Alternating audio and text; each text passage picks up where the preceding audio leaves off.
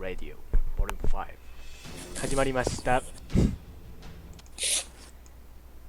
新オープニングですね、これが。また改良します。やっぱライダーさん早い。もう来てる。えげつね。1個目は譲らねえぜってやつやな、これが。これもう1個目決まってもうたな。もう1個目をライダーさん私を美味しく煮込んでね、どうも豚骨ライダーです。なんかこういうやつ欲しいな、やっぱな。欲しいな。アイドルっぽい挨拶。なんか中止の方入ってんね、声。あ、入ってた ?YouTube の。あ、ちゃうわ。あ、ごめん、俺のやつ言った。あ、2個目、なんかげおにゃんちゅうも早い。なんちゅうも早い。で、これ音楽大丈夫かな？聞こえてるかね？よいしょ。さて、今から飲むのはスミノフ。なんと今コンビニで売ってるやつは20周年限定デザインでございます。20周年すごいな。スミノフってさ、原産国韓国って知ってた？うん、知ってるよ。知ってたんや。やりますね。僕も飲もう。今日は原材料ウォッカやねんな、これ。ウォッカっつってもやけどな。ほーんや。しゃ。あ、泡が危ない。ちなみに私もう3本目ですよ。もうマッチーの。あ、キャリーさんうっす。はい、キャリーさん5個目。米。毎度。よし、乾杯しようか。いっす。はい、乾杯。はい。いっす。それ自分でやってんの？もちろん。今、ジーマとスミノフで乾杯が。想像したらめっちゃおもろいけど。もう片手同士持って自分でピンで毎回やってるから、これ。やっぱ音源って大事だからさ。いや、だってエルム街の悪夢見た人で分かると思うけど、あれどんだけの音源入ってると思ってるのあれ。なあ。交換音。爪の音やら、足音やら。全部あれ音入れてるからね。音入れるためにあれやろ？デッドバイトわざわざデッドバイ自分でプレイしてその音を取ってきて。そう。取ってきて、それをまたパソコン取り込んで。あ、飲みたい。風呂上がりにその音。風呂上がりにな、あんま飲まへんねんな、逆に。飲みたいけど。やっぱこれええ音やな、やっぱこう、瓶同士でカンってこの音がな、ええよ。あ、乾杯してる感あるわって。コトさんこんばんは。コットチャンネルさんこんばんは、バンチャー。ラジオくんの初めてちゃう？確かに。いや、そんなこともないんじゃん。そんなこともない？多分、見た記憶あるような、ないような。ないよな。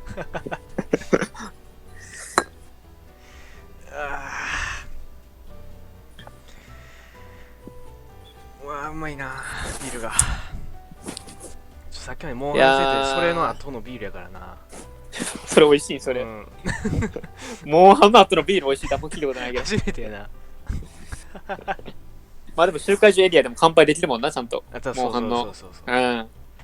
しかもあれ昔からモーションだけあるから。そう、確かに。エンシェントレーション行ってたんよ。4人で。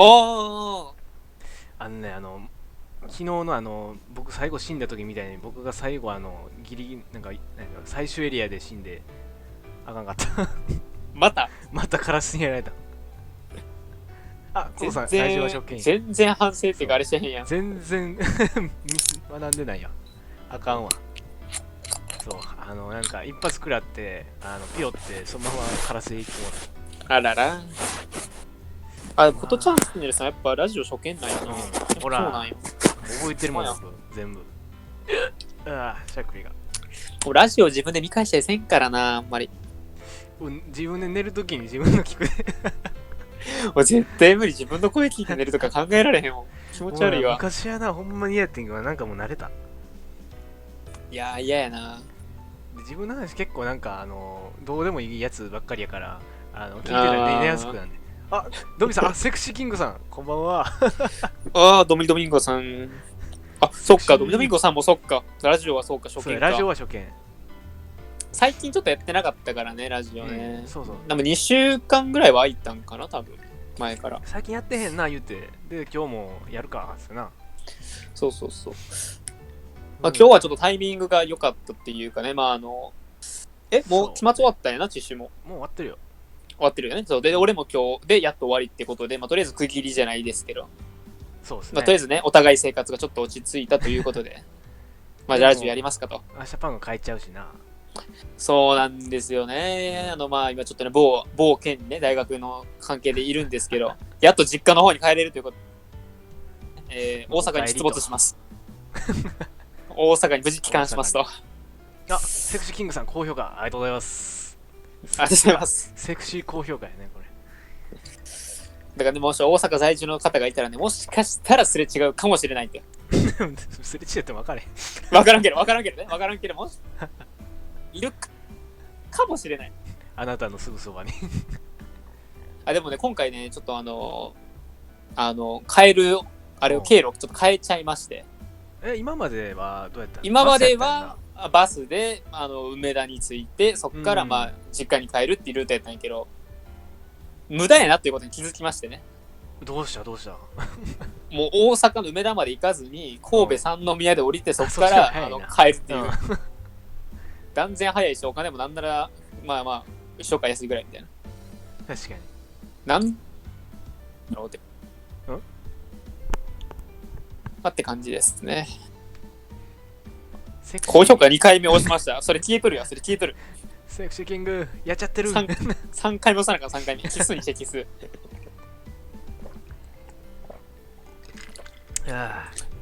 このラジオの多分5分前ぐらいかなに、ちょっとね、私の動画またちょっと上がってますんでね、よかったらご覧くださいという告知を挟んでいくと。どんなやつですか？もうちょっと紹介しましょう。モンハンのね、やつで、この前ちょっと生放送をやらせていただいて、歴戦を買っていくよっていうシリーズの、ついに最終回。そんなんやってたっけ？やってた。初回が普通の動画で、歴戦のネルギガンテ、倒しましたよっていう、報告動画。で、その数日後に、生放送でね、歴戦を次々買っていくよってやつで、手を買ったり、いろいろ買ってきて、で、ちょっとゾクマグダロスだけちょっとね、個人的に買って、ちょっと動画に残ってないんですけど、歴戦のゼノジーバー買って、無事最終回迎えたということでね、その動画。ちょっと編集ちょっとだけ雑くなっちゃったけど。ボリから電話来てちょっと待って、一回、電話出なあかんのこれ。何やろ？いや、電話とりあえず切って、LINE で何って。電話切れてもうた。どうしたよ？ボリも結構目減らやからな。いやでも多分ボリもこの放送のこと分かってるよな。と思うけどワンチャン気づいてないかも。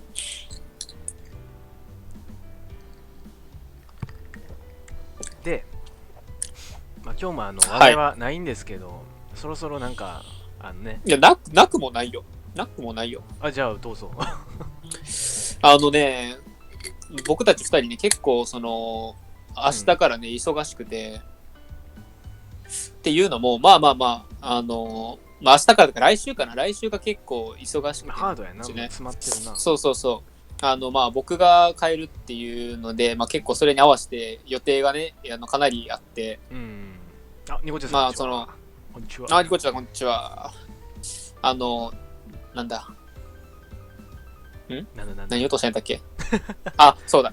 俺が帰るっていうのも合わせて、みんな結構、帰省組しかり、もともと大阪にいる組しかり、みんな集まるっていう風になっちゃって、で、結構連日ね、もう、遊びの予定がもうすでにかなり詰まっててね、3日4日ぐらいずっと一緒に多分おるんじゃねっていう。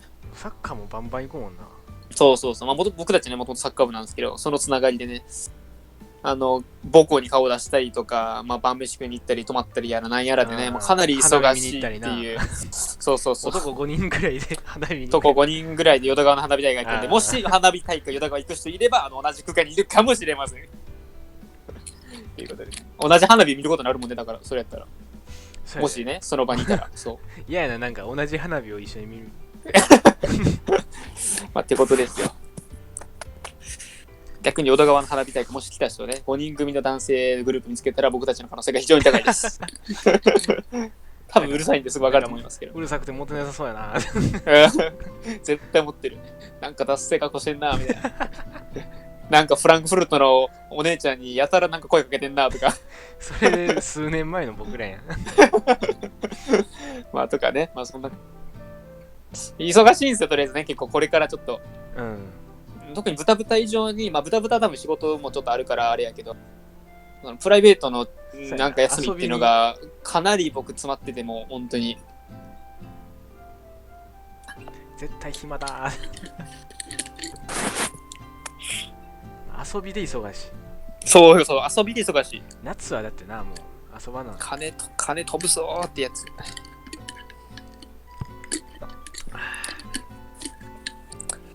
いやーでね、まあちょっとそろそろ本題に入りますけどね。まあなんでこんなにね、ちょっと遊べるのかって言ったら、もちろんそれは僕たち大学生っていうのもあるんですけど、まあ1年ね、追加してるから。そう。やっと僕もね、ゴールが見えたんですよ。そう、結構もうなんかもう暗い森をずっと徘徊中みたいな感じだったもん。もうね、これだけを今日本当に痛くてもラジオしようっていうのもあるんですよ。本当に。なんかね、この光の光明のない闇をずっとさまよってた感じだったんですけどね、今まで。やっとね、ゴールが見えたっていう。もっと詳しくこのまま順調にいけば、ちょうど来年のこの時期に、卒業できると。あ、この時期なんや。そう、9月卒業になるかな、多分このままいけば。ああ、半年ちょっとずれる感じなんだ。そういうことです。いや、やっとやな。まあでも就活っていうか、就職自体は4月になるんで、半年間まあフリーターみたいな感じかな。うん。まあとりあえずまあバイトかなんかでつないで、4月から卒業、就職っていう形に。ちょっと飛ぶな、音が。大丈夫か。いや、ダブリ回避っていうか、僕たちも1ダブリなんですよ、今。もう1回ダブっちゃってる。そうなんですよ。もう結構言ってるかなちょっとあんまりわかんないけど、実は僕たち1ダブリで、今5回生なんですよね。うん。が、この次の3月に卒業で、僕がその半年後の9月ぐらいに卒業になるっていう予定ですね、今のところ。いや、本当はね、だから僕、2ダブリ仕掛けてた。2ダブリ仕掛けてたところが、なんとか耐えて、1年半ダブリで済んだっていう話です。危なかった。なんかかなりね、ちょっとレベルの低い話かもしれないんですけど、なんか2ダブリまでは、まあ、なんとか新卒扱いしてくれるから大丈夫だよって話は聞いてたんですけど、いやー、よかったって思って。ほんまダブダブやで。いやね、今回、そのね、きっかけとなる、その、テストがね、僕取れてなくて、これ取れてなかったら、その、後期にあと取らないといけないテストも去年全然取れなくて、もっとそれ同じやつを取るしかないから、またダメで、で、次のまた前期に取れるテストが来るけど、そのテストになると、また先生が変わるから、取れないと。去年それで取れなかったから、2年に1回その先生が来るんよね。一番近くが来る先生が。で、それが今年で、その先生では全然僕取れなくて、うわ、このままやと、あとまた2年後まで待たなあかんみたいな。と思ってて、いや、そうなったらね、大学在住期間っていうのが最大で8年だから、もうこれワンチャンこれ8年いても卒業できない可能性あるなと思って、で親にもね、もう今回、まあ、もしダメで、後期のテストも、まあ、ダメ押しで一応受けるけど、ダメだったら僕もやめて、まあ、中途採用っていうかね、中退して、中途採用で就職しようかなっていう話をしてたんですけど、まあね、ほんまに親不孝やな。いや、本当に、いや、もうすでに 1W の時点でね、おじいちゃんから親不孝のやつめって言われてね、散々言われて、もう肩身狭くて、おじいちゃんに会うって言ったら、お前また肩身狭いつきたみたいな感じの扱いされてね、すごい辛かったんですよ。マジでいや、まあ本当親不孝だなって、2人一気になった時にずっと言われて、考えられんみたいな。めっちゃ説教されるやん。もうおじいちゃんに会いに行くやつはみんなお年玉もらえるとかなんか嬉しい気持ちあると思う。僕会いたくなくて本当にもうそれ言われるようになってから。僕なんかいつも、また大きくなったなーって言われるだけやで。親不公明って言われるんですよ。いや、それがやっと終わるのかっていうところとね、もう本当に教授のご好意でね、もう散々もう感謝のもう意を述べて、もう頭血につけるぐらいもうね、お辞儀して、いやー、身体測定してんのかみたいな。いや、本当に。前屈ね、前屈。そうとりあえず指先がつま先についたら OK みたいな。体半分割ってるみたいな。手のひらベタンってつく人お前神みたいな。つくで、手のひら。ほんまに、なんか毎日柔軟やればちょっとずつね、つくようになるとかなんとか。誰かに謝るときやってみようかな。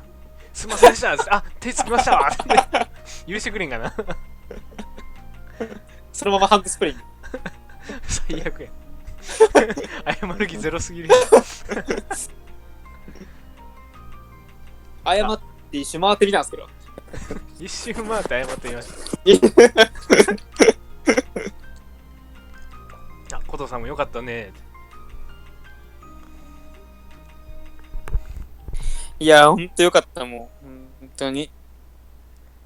そうよ、まあ教授はね、確かに必修の教授は普通はなんかこねればいけるって感じやけど、なんかその人やばそうみたいな聞いてたね。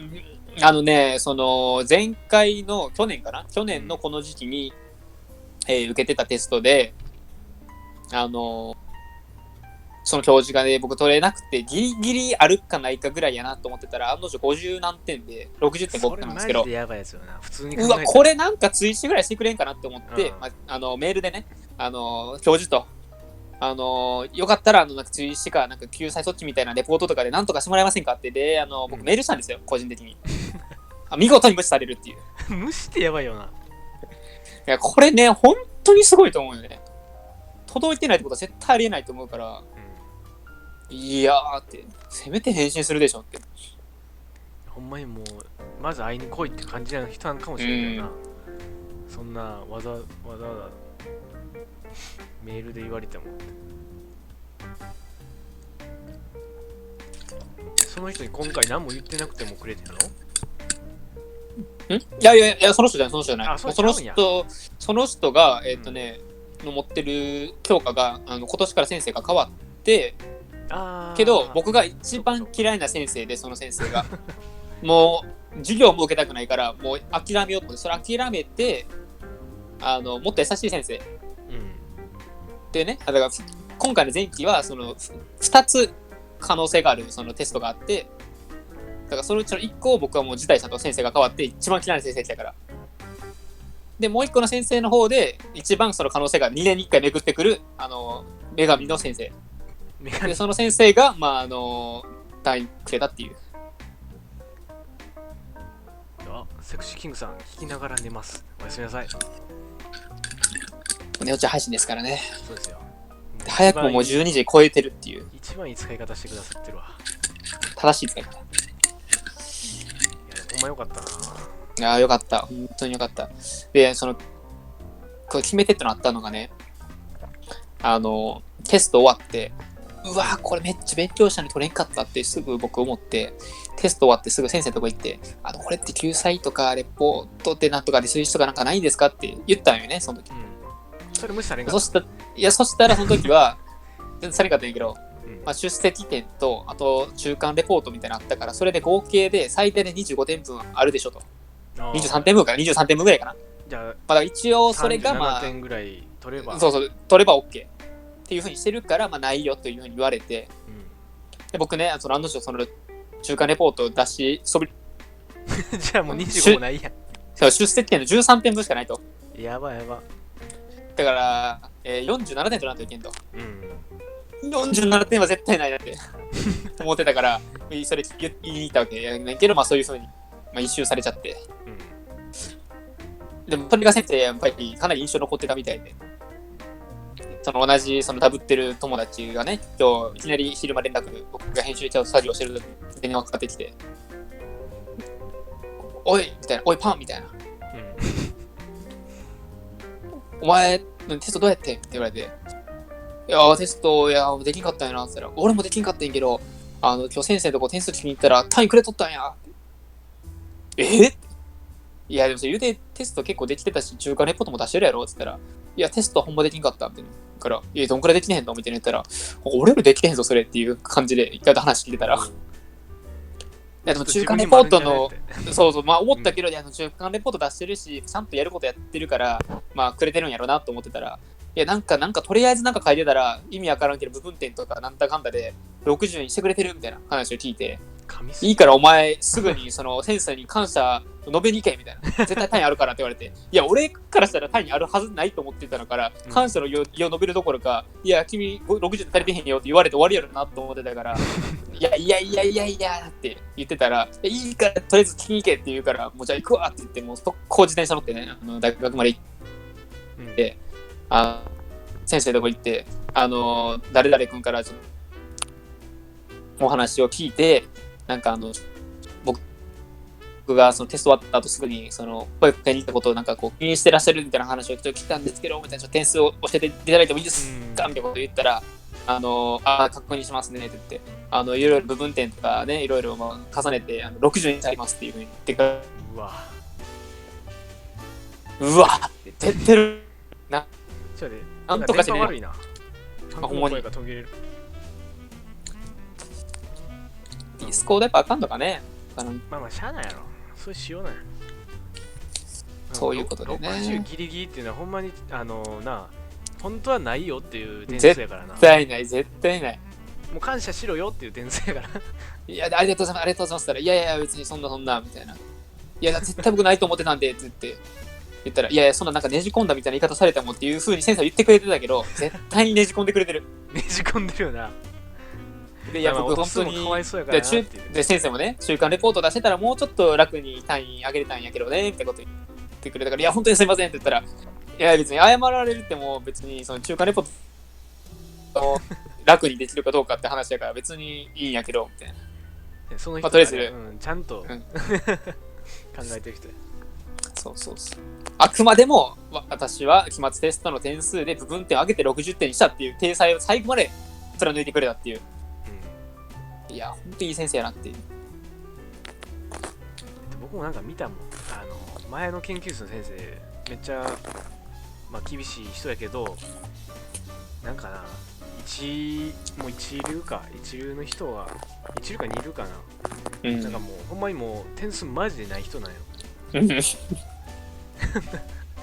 人一流の人って1人はまだちゃんとやってて、前もう60でやるわみたいな、足りへんけど努力見込んでやるわっつって、ありがとうございますっつってもうそのまま帰っていってんけど、もう1人の人がほんまに何本できん人なんよ。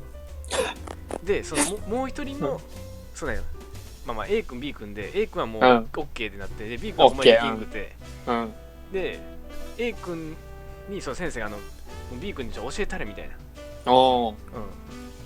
でなんかそれで教えてもらったりしてんけど、結局なんかその A 君のなんか課題の紙みたいなのをそのまんまなんかもうコピーしたやつをまた出してみたいな。ほんまにアホやな。ほんまにこれ自分でやったんかみたいな。やりましたっつって。じゃあなんで一緒やねん、すいませんやってませんでしたっつって。お前ほんまアホやな。B 君ほんまになんていうやろ、アホなんやな多分。ほんまに抜けてんねん。せめてちょっと変えるやろって。ネジ1本とかそういうのじゃなくて、ほんま一番重要なラインが抜けてる。いやすごいなそれ。そうでもなんかお前嘘つきみたいな感じで、もうお前こんなもんあるわけないやろみたいな。でもすいませんってなってるところで、じゃあもうこれやってもええけどなみたいな。もうやったってもええけどなって。なんでそうなの。もう次のやつはほんまにマジでやれよみたいな。ここでもらうかここで落とすかどっちすんねんみたいな。いやそれはもらうやんって。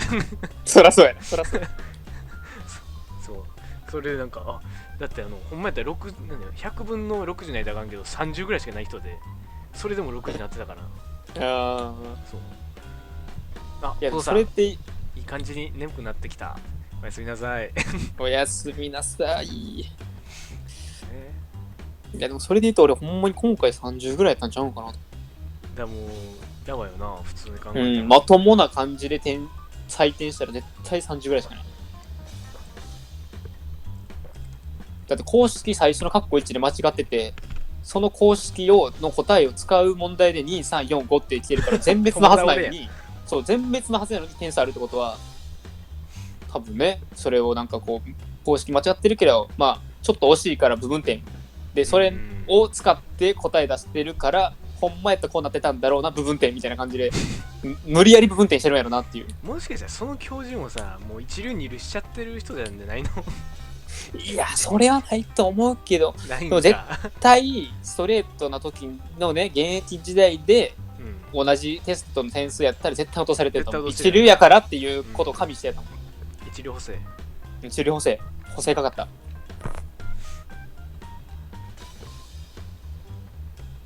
でもさっきからしゃっくり出そう。うわ。いやでもね、こんなにでもね、そのダブルっていうのも、もともとはだから、そんなに甘くなくてね、まともな採点する先生ばっかなんよね。そうだね。補正かかったから今回取れたっていうだけで、今まで散々それで落とされてきてるから、そう。最初から先生ばっかやったら、ダブってないからそもそもっていう。そういうとこもあんねんけどな、普通は。結構ね、そういう大学多いよ。一回ミスっただけかもしれんからってことで、追試やってくれるっていう学校多かったりとかね、先生多かったりとか。そうそうそう。そんな甘くないんですよね、うちのところは。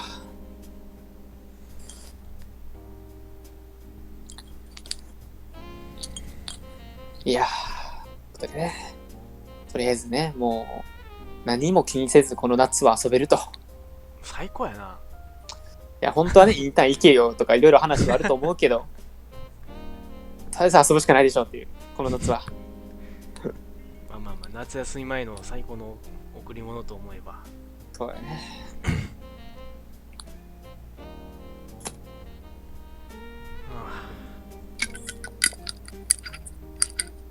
それで夏遊ぶけど、夏休みちゃうわ。100人企画のことはまだ言わんでいいか。それ言おうと思って忘れてた。おリマインダーかけました。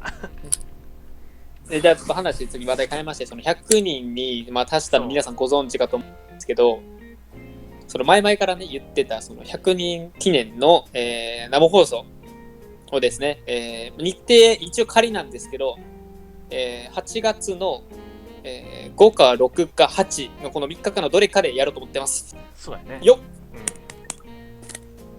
っ、よっってことで、もうね、前から言ってた通り、100人記念カラオケ生放送ってことでね。あんま引っかからなかったらいいけどな、著作権とかね。カラオケ音源って確かどうやったっけな、コンプラでなんかグレーよな。グレーなはず。大丈夫じゃないんかなと思う。まあなんかその収益云々と話は僕たち全然関係ないんで、もしそれだけが収益化できないとかいうだけの話だったら全然まあ大丈夫かなっていう。それだけで全然いいね。まあってことでね、もしかしたらその消されるアーカイブがね消される可能性ももちろんあるんで、まあ生放送できれば、生で来てほしいなっていう感じですね。だから。ね、ツイッターとかでまたリマインダーかけるし。なんでね。まあ一応どうしようか。もう携帯かなんかで YouTube ライブの形にしてって感じになるかな、多分。まあ、映しはせんと思うけどな。まあ映してもだから画面だけ映して僕たちは映らないって感じかな。まあちょっとそれはまたちょっと要検討なんですけど。まあそうやね。まあ多分夜よね、多分ね。夜やな、飯食ってからみたいな感じや。だから晩飯後ぐらいかな、時間で言ったら。っていうのでちょっとね企画してます。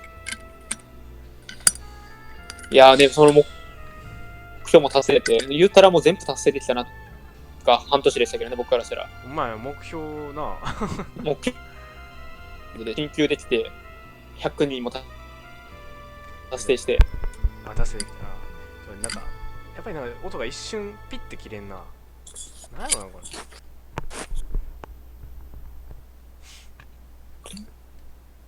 音楽が終わったってことで30分経ったってことだよね。よいしょ。いやーでも下手な歌歌えないよな、本当に。でも言うてパンクそんな歌ちゃうよ。歌ちゃうわ。下手ちゃう。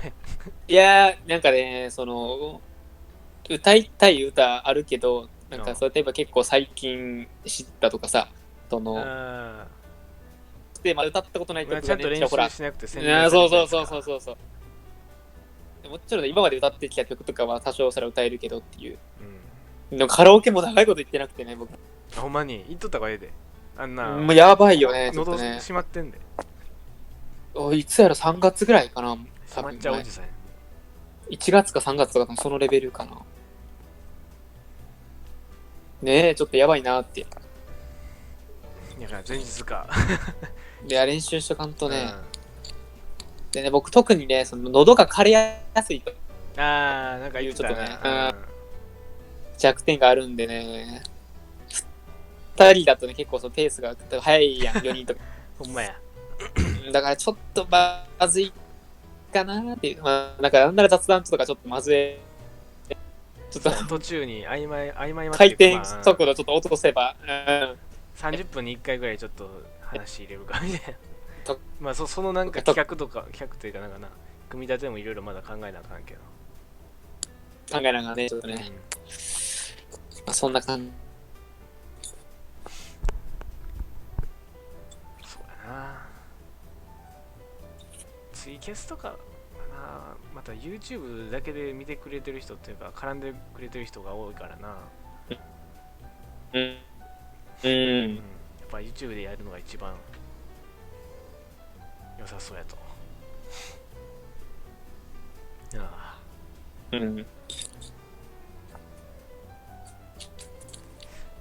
この時間怖いのがワンチャンその画角とかの問題でさ、映っちゃうとかね、ありそう。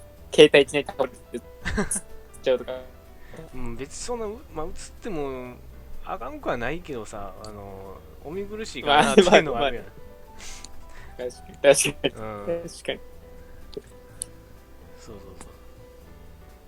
一番悲惨なのそのカメラの裏でめっちゃはしゃいでたのをいきなり携帯倒れて映ってるの気づいてへんっていう。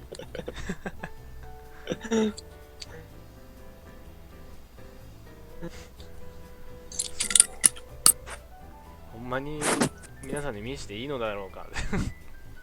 そっちの方があるからな。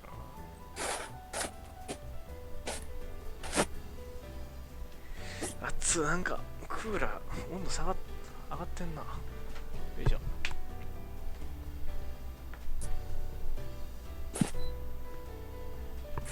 そうや、暑いんで思い出したけど、今日もなんかすごい暑かったらしいな。36度ぐらいいってたらしいわ。なんかめちゃくちゃ暑いね、なんか天気予報ってから見てたら。やっと梅雨明けしてもう本格的な夏が始まったというか。ってなったらやっぱ海行きたいな。梅雨明けがいつやったん関西？知らん。いやでもな、先週はまだ開けてなかったんです。先週はまだ開けてなかった。今週なんかすげえ雨来た時あった気がするねん。台風とか通ったやん。台風通った後数日後ぐらいかな。数日前じゃん。4、5日前ぐらいじゃん。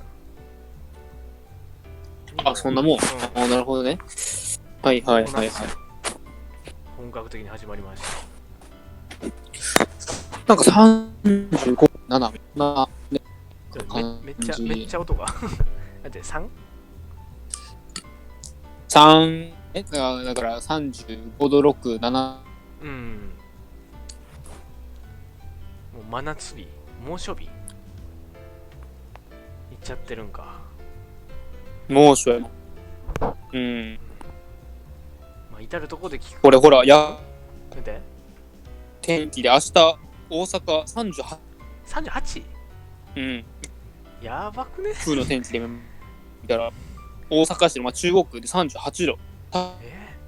もうお風呂のちょっとぬるま湯レベルやな。いや、ほんと。そうよ。僕んち今38度設定ですからね、これ。お風呂。そうなんや。もしくは結構ぬるいんや。そう。ぬるめにしてるいつも。常備お風呂やもんな、そんなんだったら。やば。いやー、マジでやばいよね。38って。ほんまに水分と塩分、ミネラル、ちゃんとバランスよくとっていただいて。いや、熱中症みんな気をつけてくれ。もう気づいた時は遅いからな。熱中症になること気をつけてください。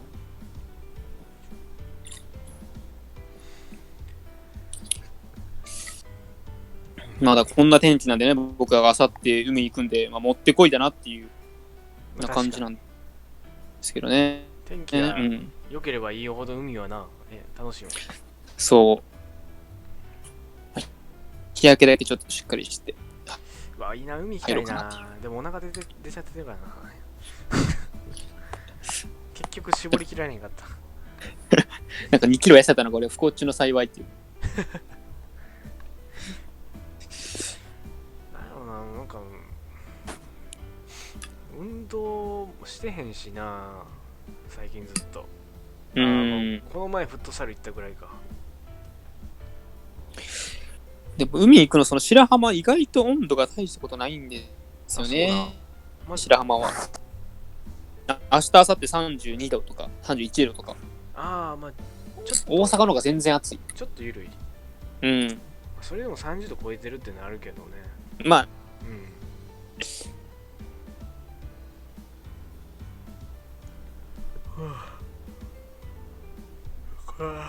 この時間に酒入れると眠くなる。ほんま寝れるわ。やっでこの放送やってる本人たちが眠くなるねっていう。これみんなに影響するんじゃん。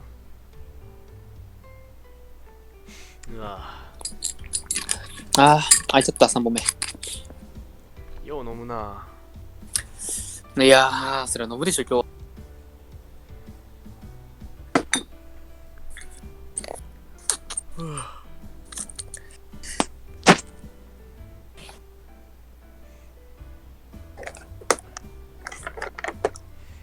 これおったらまあトイくんもポリもおるからもう行くか。めっちゃやるやん、眠いみたいな。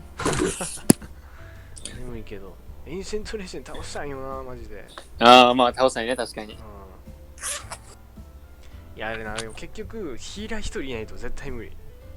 ヒーラー一人、そういうことか。そう、あれは無理やわ、ヒーラーいないと。そう思うと、だから昨日のあの時の俺ら4人でやってる時、あれヒーラーとか別におらずにさ、あのとこまで行ったってかなり一番いい形やったっちゃいい形やった。もうなんかほぼ自己責任やもんな。もう死んだら自己責任。見切りバンバンやらなあかんもん。もうだいぶ読めてきたで。ほんまに。根っこ系は根っこのタイミングで見切れるようになってる。うわモンハンも最近やってまた楽しくなってきてるからな。いやほんと思い出すよね、あの時やね、やり込んでた時を。またさ、クロスダブルクロスやるのもありやんか。いや、なしやろ。なしか。さすがになしやろ。いや、てかまず放送ができへんやん。やってもいいけど。キャプチャーとかせなあかんもんな。そう、ちょっとね、3D さんめんどくさいかな。めんどくさいな。画質もクソやしな。画質クソ、ほんとにクソ。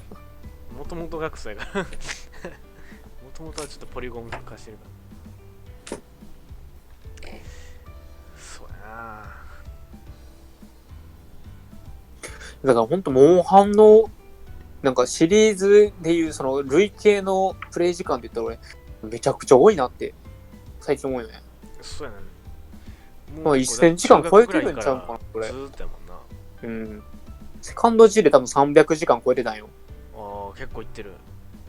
で、トライで、多分100時間は超えてるでしょ。で、サードも多分セカンド G と同じぐらい、2、300時間。サードもだいぶいってて。うん。で、あと4とかやってたから。やってたんや。3D。4やってたけど、やってたけど、4はそんなにはやってない。だって、時期的に、高2、高3ぐらいじゃん。ぐらいかな、多分。ぐらいになる。で、クロスとダブルクロス。大学なってちょっとまたモンハンやるかってなって。クロスとダブルクロスってどっちもやってたのかどうかちょっと覚えてない。僕はどっちもやってた。ってことは俺もやってるな、じゃあ。多分俺も多分やってるわ。やってるか。で、ニャンチューもダブルなやるよ。うんうん。そう、ニャンチューもずっとやってたもんな。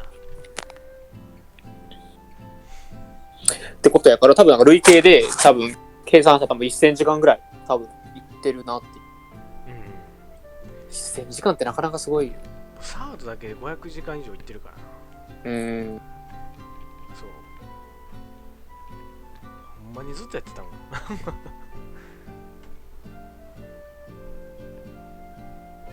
や、お世話なってるよね。ゲームで言ったら、一番シリーズで言ったら、一番やってるもんな、多分。そうそうそう。で結構、なんやろ、シリーズがしたらなんかマンネリ化しがちやけど、まだなんかちゃんとやってるもんな。確かに。なんやかんや新要素とか、ちょいちょい変わってるし。ね、もちろん俺らも言うて1年ぐらい間空いちゃったけど、また再熱で、その再熱のこの燃え上がり方がすごいっていう。さすがに僕再熱せんかな思ってたけど、ちょっとしちゃったね。しちゃったな。楽しい。なんならその1回目の燃え上がりと同じぐらいのその上限値叩き出してるっていう。とりあえずもうやってかみたいな。そうそうみんなでやるのが楽しいな。もちろん一人でやるのもなんか度胸試しっていうか度胸じゃん腕試しみたいな感じで。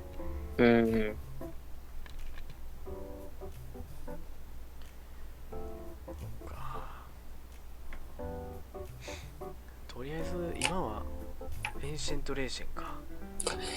そうやね。とりあえず直近の目標はそこかな、俺ら。そうやね。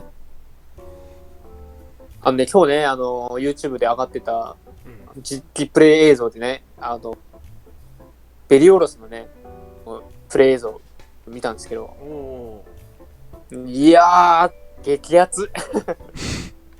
ベリオロス好きやったな。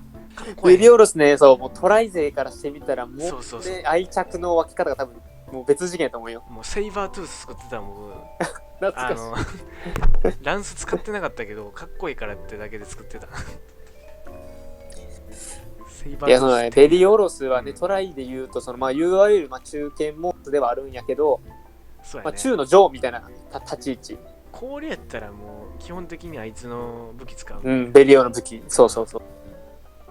で、なんかその、ナルガっぽい感じではあるんやけど、なんかこう、ちょっと癖のあるというか、なんか、速そうで遅い、遅そうで速いみたいな、こう、なんかこう、なんかこう、ちょっとこう、つかみどころのないような感じのモンスターっていうか。で、顔がとりあえずバチクソイケメン。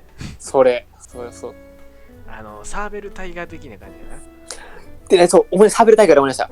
これね、すごいのがね、トライですらかっこよかったのに、今回さらにイケメンになってるって。そやん。目がね、光るんすよ。うわ。青白く目が常に光ってるっていう。そんな演出なかったやん、今まで。やばいよ、もう。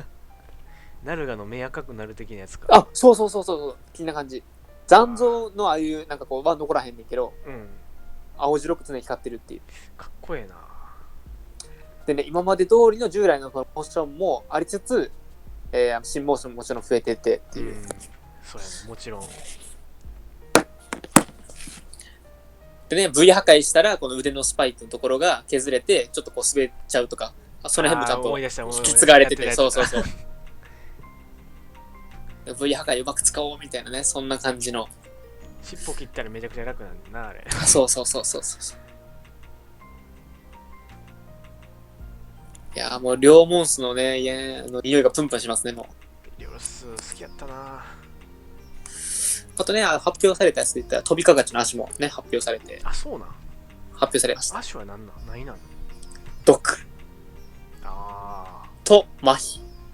そんな2種類おんの？2種類。いや、1種類で2種類のあれ属性を持ってる。あ、すごいな。口の攻撃が麻痺で、それ以外の、尻尾とか体系の攻撃は毒と。どこなん強いんかな。だからなんか、もっぱら噂ではその双剣がね、麻痺と毒の双剣が出るんじゃないかって言われてるけど。飛びかがちやな、言うて最初の方のモンスターやからな。そう。まあね、多分そんなに強くはないかなっていう。で、なんか縄張り争いでもアンジャのアッシュにやっぱ負けてたらしい、やっぱり。やろうな。っていう、そんぐらいのポジショニングっていう。最初にちょっとなんか、突っかかりそうなレベルのモンスター。あと、プケプケの足と、あとパオルムの足がね、発表されたってことで。そこら辺は言うてやな。ね、言うて。なんか目玉にはなれないけど、押されたよっていう感じ。いやね、プケプケなんかね、体が硬くなってるらしくて、もしかしたら歯がちょっと通りにくいかな。マジで？プケウィッちゃんかわいいなあれやウィッチャーのクエストの時のプケプケが可愛かったわ。ああ、根っこに掴まれてるやつ。で、一匹だけ助けれて。あ、そうなんや。あ、最初やってないわ。で、あれや、最終エリアで一緒に戦ってくれんねん。何それ。なんか助けてくれた恩返しみたいな感じで。すごい。で、最後の、終わった後のあれやで、ムービーも全部変わんねん。あ、そうなんや。ちょっと追加されてん。サイドクエストが2つとも全部やったから、2つとものムービーも全部入ってる。それで、サイドクエストあれ2つやったら、2つっていうかあれか、ガチャブの方やったら攻撃者やったけど。あ、そうやね。そうなんや。だから、やっといた方がいい。攻撃者入らへん。確定で入るわけか。そうそう。普通にやったら入らへん、なかなか一種。でもう今もう3個ぐらい持ってんの。マジか。1個だけじゃない入んの ?1 個だけ。あ、1個だけか。あとベヒーモスと一番最初にもらえるやつで。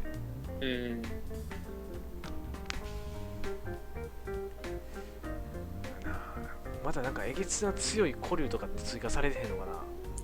まあ、イベルカーナでしょ、だから。とりあえずは。イベルカーナ。いや、それ知らんわ。何じゃ、初耳やん。嘘。俺 PV 貼ったやん、LINE に。イベルカーナ氷の古竜。貼ってるやん。マジ見てね。一番最初に発表されたの貼ってるやん。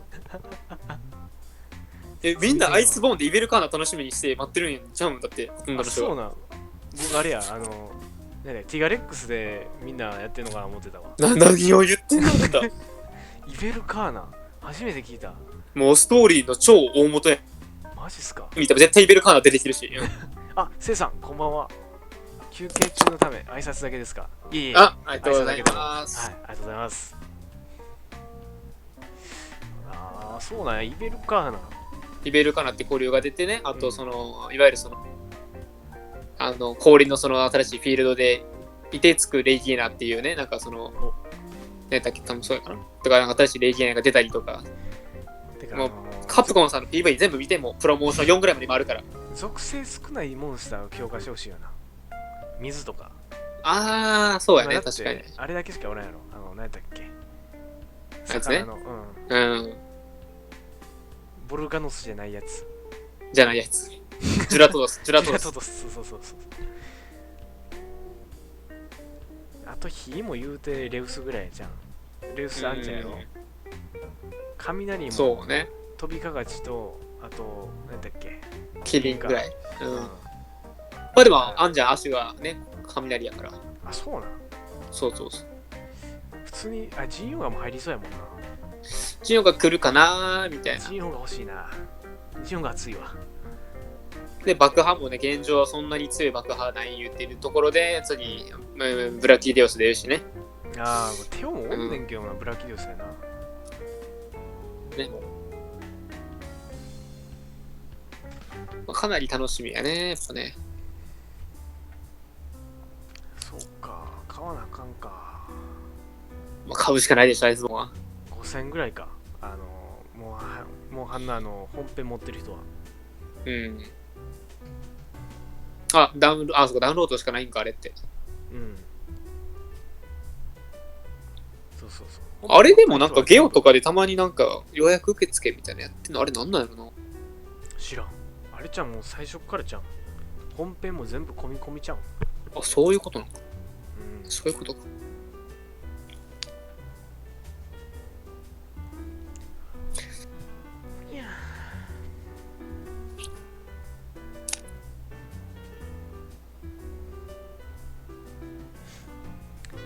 っぱらずっとモンハンしかやってないな、最近は。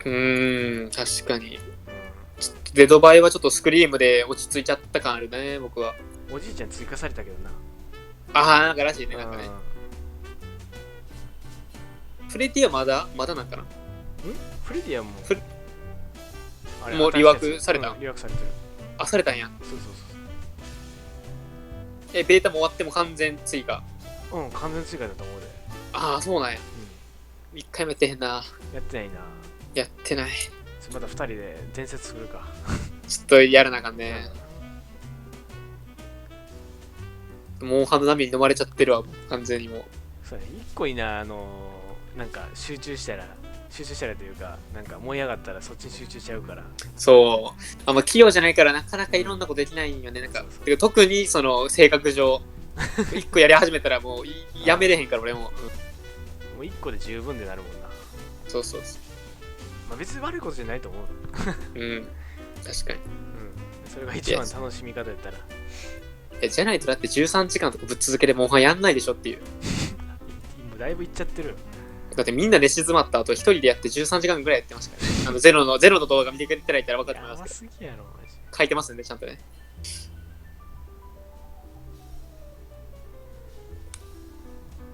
ぶっ続け、ほんまに一回も休憩も入らずぶっ続け。不正。ほんまに最初のトイレ行くだけとか。あ、そうです。夜の12時前から始めて、昼の1時半ぐらいまでやってました。やばすぎ。足エコノミー症候群になるんちゃうかなと思いながら。なんかの企画なんですかこれオフでやってるってのが一番怖いよね。なんかそう、一番オフでやってるのがやばい。やばいよな、ほんまな。そういう生放送13時間ぶっ続けやったら面白かったんじゃん。確かに、確かに。あ、誰か来たみたいな。なんかせめてなんかゼロ倒せるまで終われまてんとかしとけばね、まだよかった。そうやな。あ、あやこさん。オフで一人でただやってるっていう。あやこさん来た。こんばんはー。1時前ぐらいに、まだ寝てなかったんな。それから起きたんか。なんか通知来てなかった説あるね。わからんけど。結構早めに寝るイメージあんねんけどな。確かに。なんかそういうふかしや。今日はちょっと寝れない日なのかな。寝れない夜のお供にってやつやな。ほんまに書いてるやつやん。バッチリや。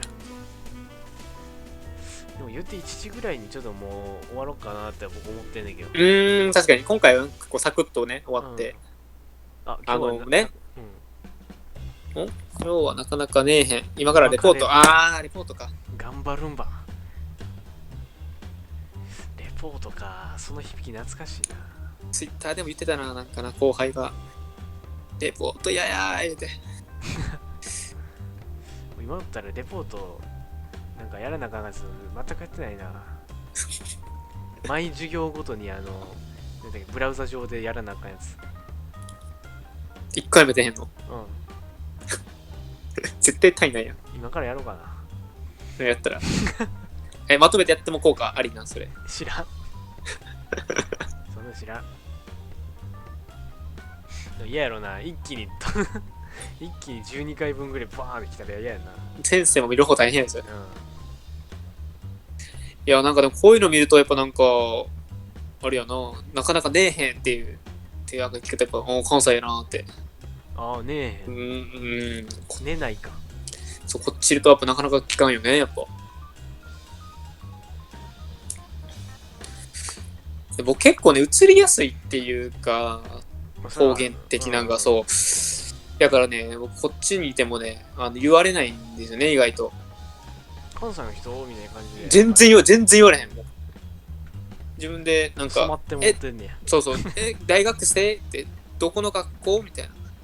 ここの人って、いや、違います、関西ですって。そうなの分からなかったわ。もうこればっかりも。そういう時にちょっともう付け加えなあかんな。大阪の南と一緒にしないでください。僕は、ね、北の人間なんですよ。北の南と南北戦争レベルで分かれてるんですよ。なんか嫌やな、それ挑戦みたいな感じ。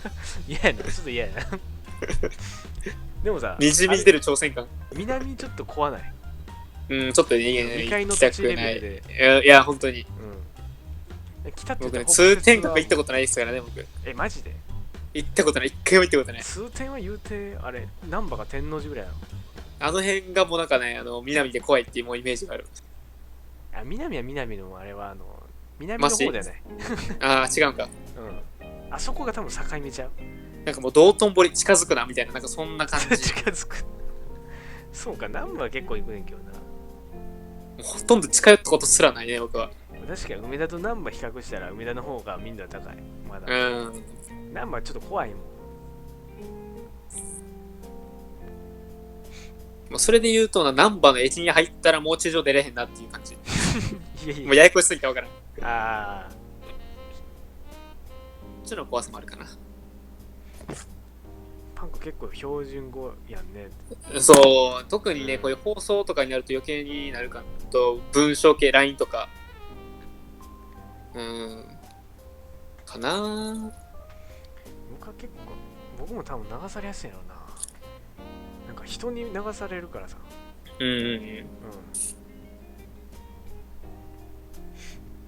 そう、他の地域の人と喋ったりとか LINE してたらやっぱりそっちの方に流れてまうわ。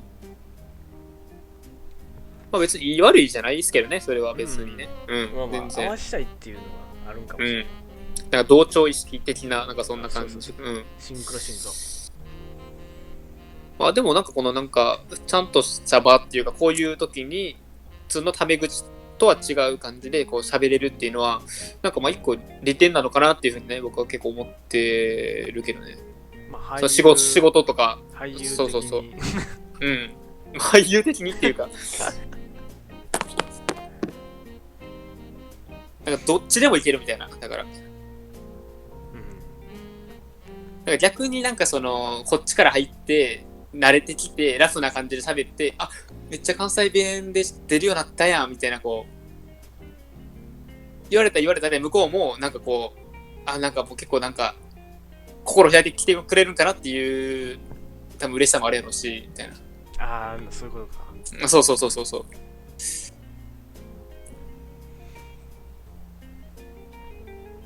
流されない人ってかっこいいなって結構思うけどな。常に自分の喋り方で喋っててっていう、強いなって思う、見てて。そんな見方してんねや。密にしてる。バリバリ合わせてまうけどな。まあ僕ら弱いからな。弱いから。脆弱。間違いない。日々の会話でもお互い、ね、認識しまくってるもんね。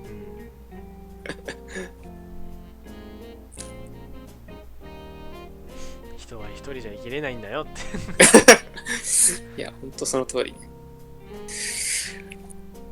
や、それで言うと、あれやね。せっかく関西帰るから飲みに行きたいね、確かに。それこそなんか、チュシと3人でもいいから飲みに行きたいね。ええんちゃん。ま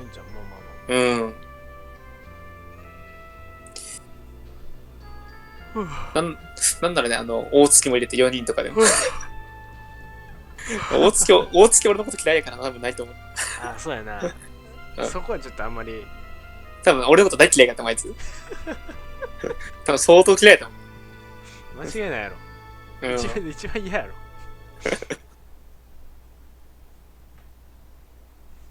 ろ。特に何をしたってわけでもないんやけどな、すごい嫌われてるな。いや、したやん。したかなしたか。してたか。してるやん。してたか。一発でかいのかもしれんやん。俺、何やったっけ？やっぱ、こういうのあんねんな。加害者覚えてないっていう。全然覚えてへん。あったやん、北村の。北村やろ。あれ結構痛いやろ。北村のやつってだってあいつが濃くって。あれを、だからあれ大学ぐらいの時に、なんか全体ラインで。そんなんやったわ。あれ結構事件やで。完全に忘れてた、俺も今言われるまで。そう。あれで結構みんなやべえみたいな。俺何やったんだっけ？って覚えてんの？その大月の告白動画を全体ラインにそのまま貼り付けた。全然覚えてなかった、俺も。ほら、加害者全然覚えてない、これ。全然覚えてへんな。悪気なくやってるもんだって。やばすぎや。全然覚えてなかった。ほんとや、そのことしたわ。そう。ほんとや。だからあんな怒ってんのか。そら怒るよ。その場にはおったけど、絶対嫌やったもん。そうか。それ怒ってるわ。なるほどね。そうか。そんな話うち聞いていいの？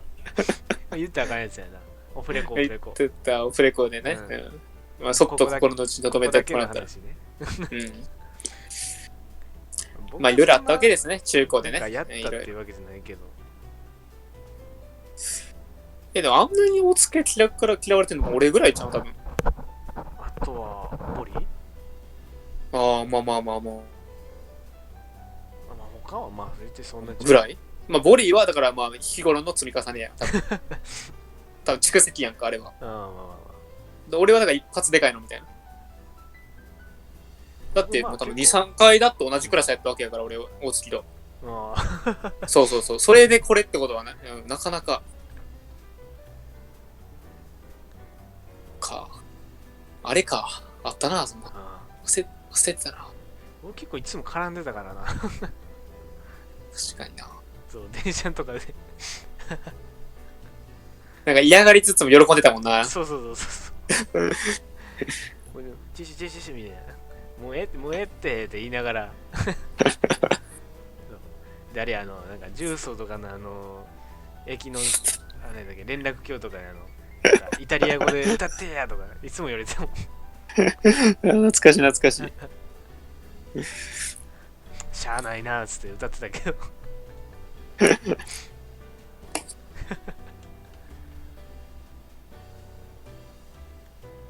で、髪の毛切るってなったらなんか、その大月のなんか親戚が石橋で散髪やってるから。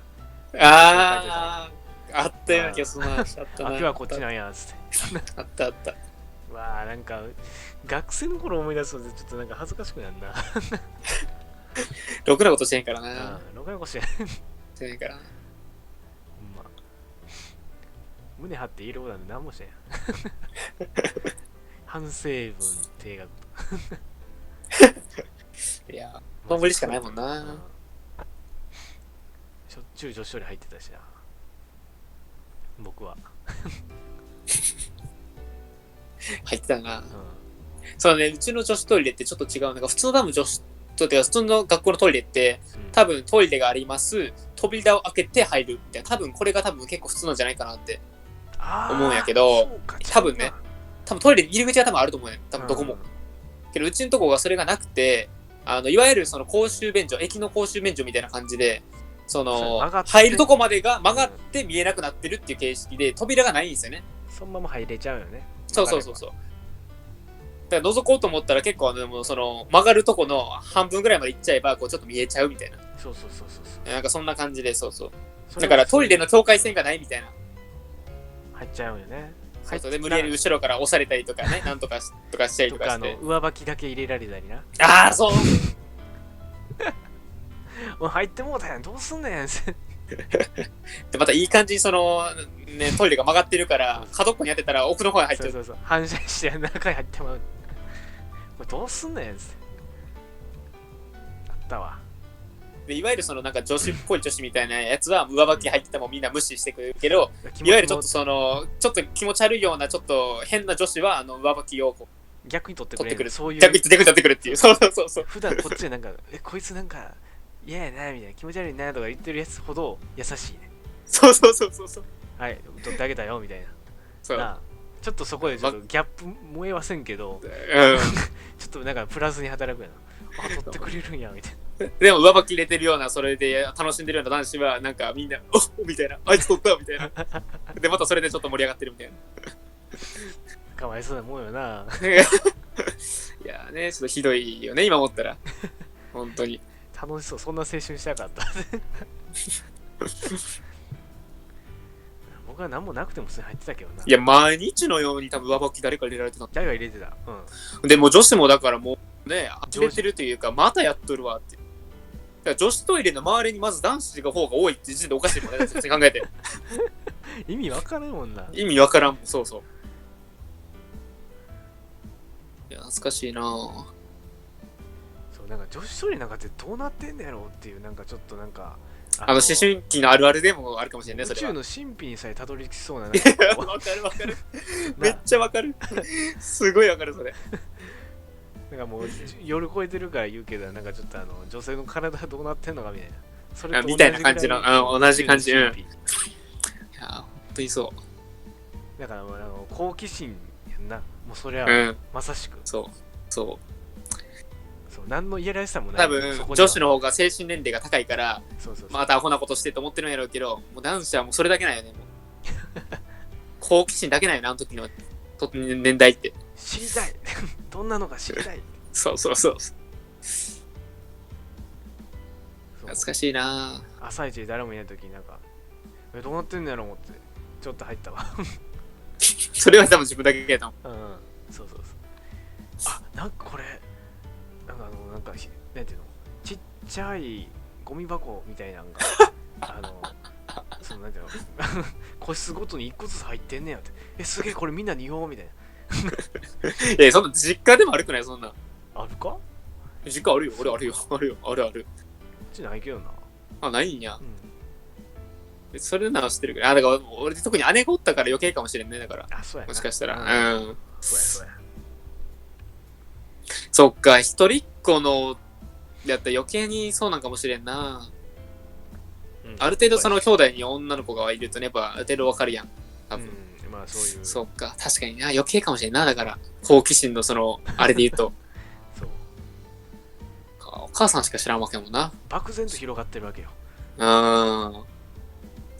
なるほど、なるほど。そうか。あとあれ、高3で流行ったやつで言ったら、手打ち卓球、上履き卓球みたいな。どんなん？あれ、多分、チューシュやってなかったかな。多分、高3の頃はね、チューシュね、めちゃくちゃ弁当をゆっくり食ってる側におったから。しゃあないよな、もう、飯食うのくっそ遅かったからさ。そう、昼休み40分ぐらいあって、残り10分ぐらいまで食べてたよね、チューシュ。30分かけてゆっくり青木さんと2人で食べてんね。で、その頃、ほとんど8割方の、サッカー部の残りのメンバーは、ひたすら、教室の前にある、いわゆる憩いの、そうやな。スペースがあって、そこで、丸テーブルになってるんやけど、その丸テーブルのところで、手打ち卓球してたっていう。卓球ボールを体育倉庫から盗んで。まあ逆に、ゆっくり食べてる方が女子とコミュニケーション取れるかもしれんけどな。取れるかもな。だってそんなすぐ食われへん今でこそなんかバイトしててまかない早く食わなあかんってなってそっから食べるの早くなったけど、あ、そうなんや、そこでなんや、今でもあれ朝ごはんめちゃくちゃ遅い朝はまあ確かにわかるかも。でも夜クソ早いめちゃくちゃ腹減ってるからそれ単純に食欲の問題じゃん。そう朝あかんわで朝はあれやねんななんかジンクスっていうか食べたらあかんもん決まってんねん。あ、そうなの？もうほぼ365日中360日ぐらいはもうあれご飯朝？であれや朝からご飯か。ハンバーグとカレーは食べない。朝の話？朝の話。朝から誰がハンバーグ食うねん？食わんやろ。いやなんか出るときあんねんちょっとしたハンバーグみたいなそれがおかしい。絶対朝からハンバーグ食わへんから誰も。でカレーとかはまあ前の日のカレーとかあるやん。だって朝マックですらさハンバーガー売ってへんねんね。だってエッグマフィンやねんから確かに。いやそういうことないだからそう朝からハンバーガー食わへんのみんな。湯煎のハンバーグとか出へんか出んか。いやまあそれはなんかなんていうのバイキングみたいなとこ行ったらまああるかもしれんけどそれはそんな感じでなんちっちゃいミニハンバーグみたいなやつな。でもハンバーグは食べたらあかんねん。絶対腹壊すねんでカレーと麻婆豆腐かはあれや食べる前に飲むヨーグルト飲んで胃をコーティングしてからでないとお腹壊す。香辛料があかんのかなカレーに関しては。朝やからびっくりすんねん普通に。朝カレーはでも割と分かるっちゃ分かるかな。だから、飲むヨーグルト飲まないとあかんねん。なるほどね。一口食べようとした瞬間に忘れてたっつって一口スプーンから出してヨーグルト取り来たねにゃんちゅうも夢理想っつってやっぱ男のロマンなんやなこれは。話戻るけどほんと中学の時とかで言ったら俺ご飯多分一番早く食ってボール取りに行く係やってたから切り込み隊長や。やってた。まあ毎回ではないけどまあ3分の1とかぐらいはやってたかな。そんな一回も行ったことないもん。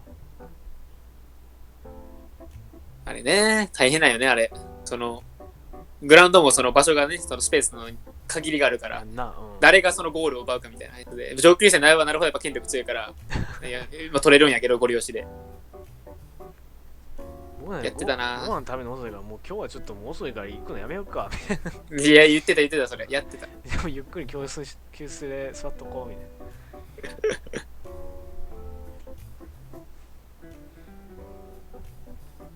懐かしいな。毎日結構同じルーティンやったもんな。いや、でもなんかこれすごい青春やなって、いわゆる中学高校僕たちね、一貫校だったからずっと一緒だったんですけど、6年間。そうや。一番最初から今も繋がってるのがやっぱサッカーなんですよね、やっぱり。結局。今のメンツの、いわゆる大元っていうか、始まったのが、中学1年生の時の僕のクラス。3組だったんですけど、元さんやな。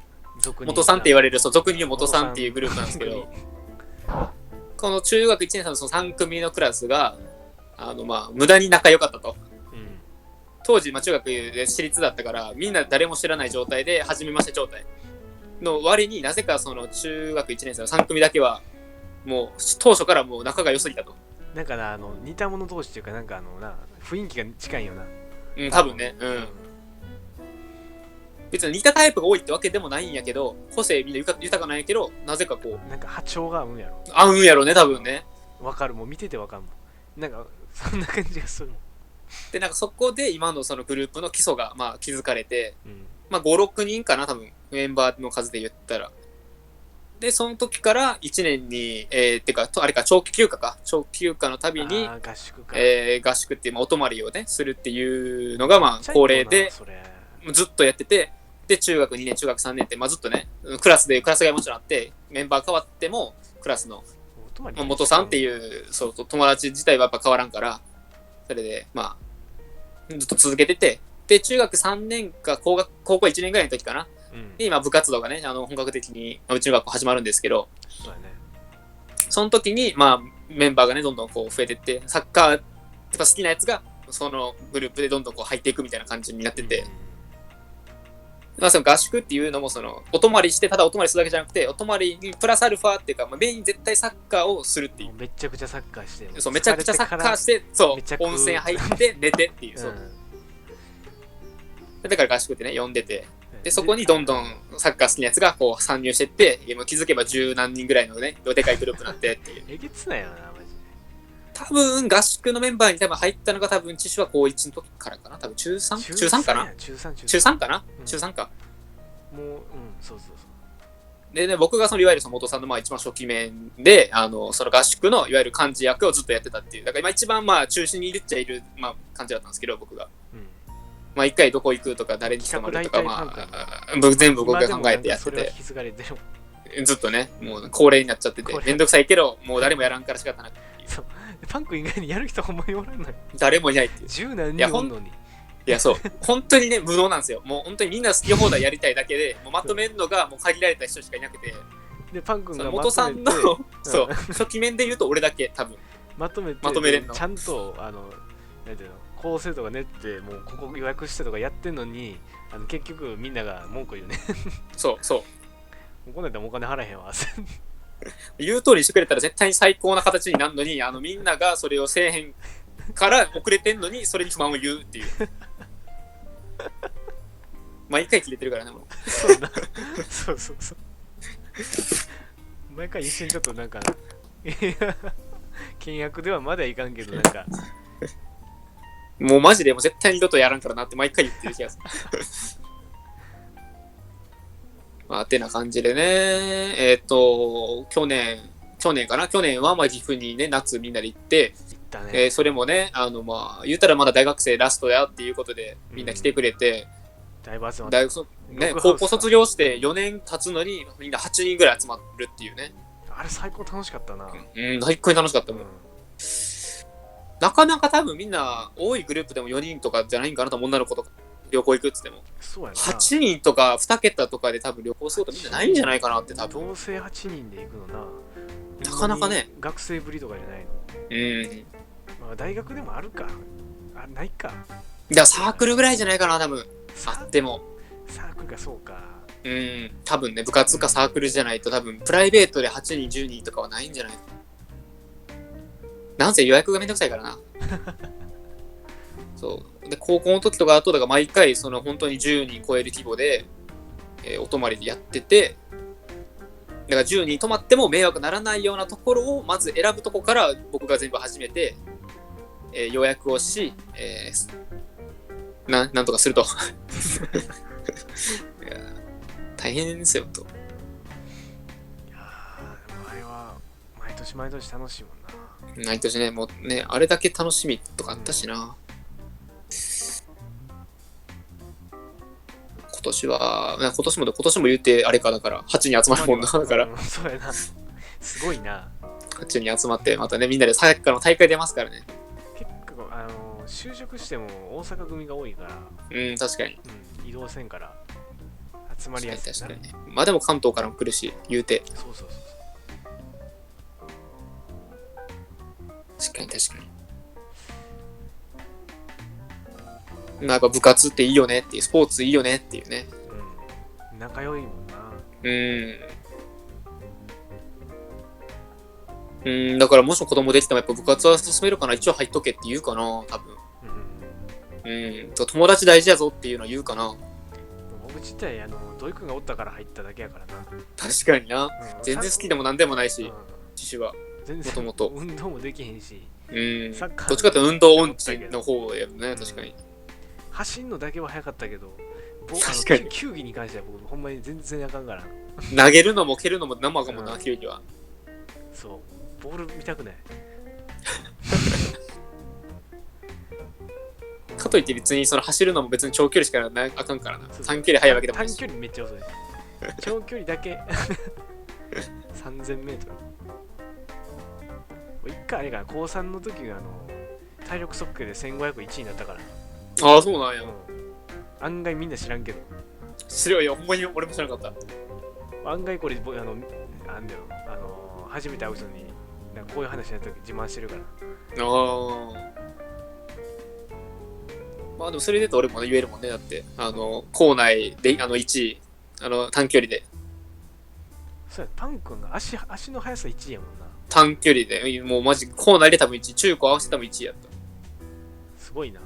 し、まあ一時期だけ、まあその部活の中って言ってもうちの部活が多分もうサッカー部がまあ一番トップクラスに運動やっぱできるやつが集まってるから、そのサッカー部の中で一番その3000メートル一回っていうかまあその数週間ぐらいの期間だけ俺も1位は一応おったね。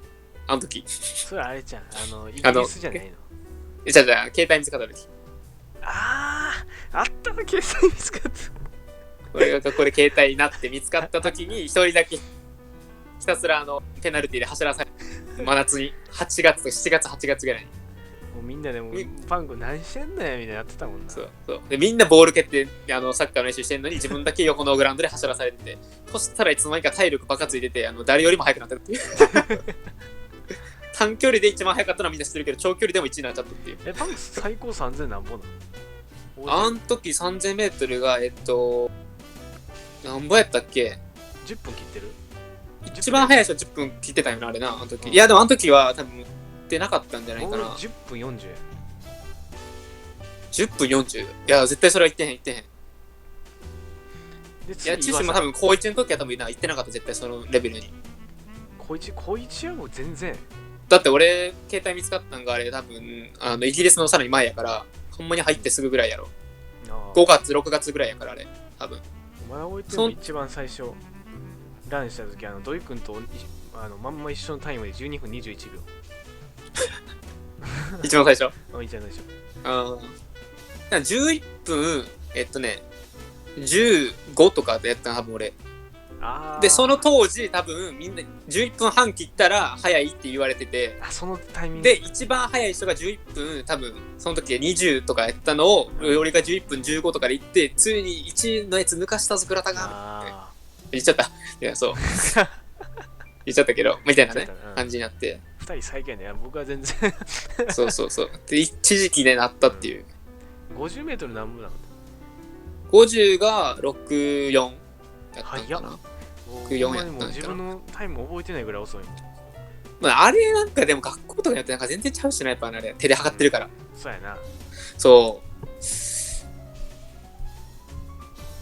う俺ガチの陸上、そうこれ言ってなかったけど、多分これ言うの初めてやからな、多分ラジオで。僕高1の時ね、そのサッカー部やりつつ、個人のそのレッスンっていうか、その別でお金払ってね、行くその教室みたいなやつで陸上もやってて、高1の時。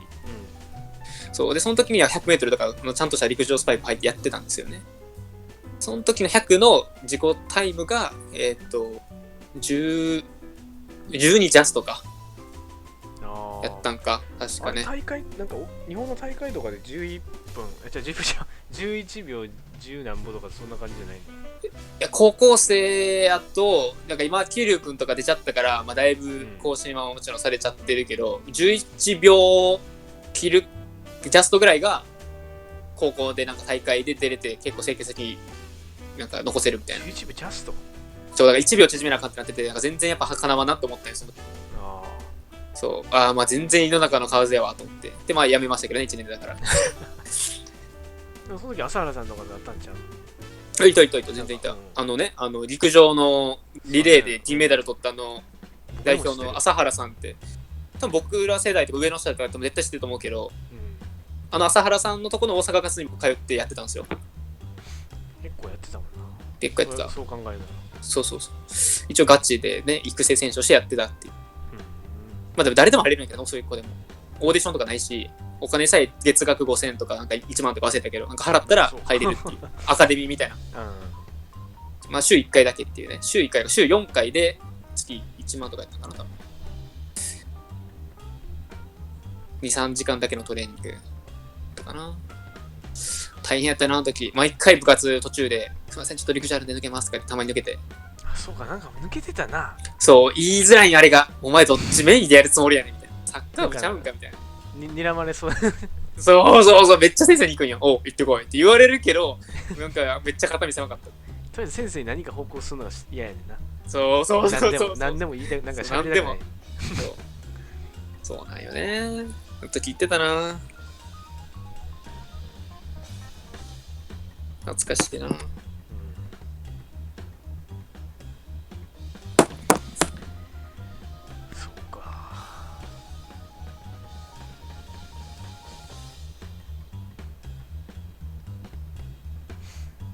まあ、懐かしいな。思い出話で言い出したらほんまにもう話尽きないくらいあるからな、もう。中高は。こうやって中学高校とかのなんかことを細かく言うのは久しぶりかもしれんな。確かにな。ほんまに尽きひんからな。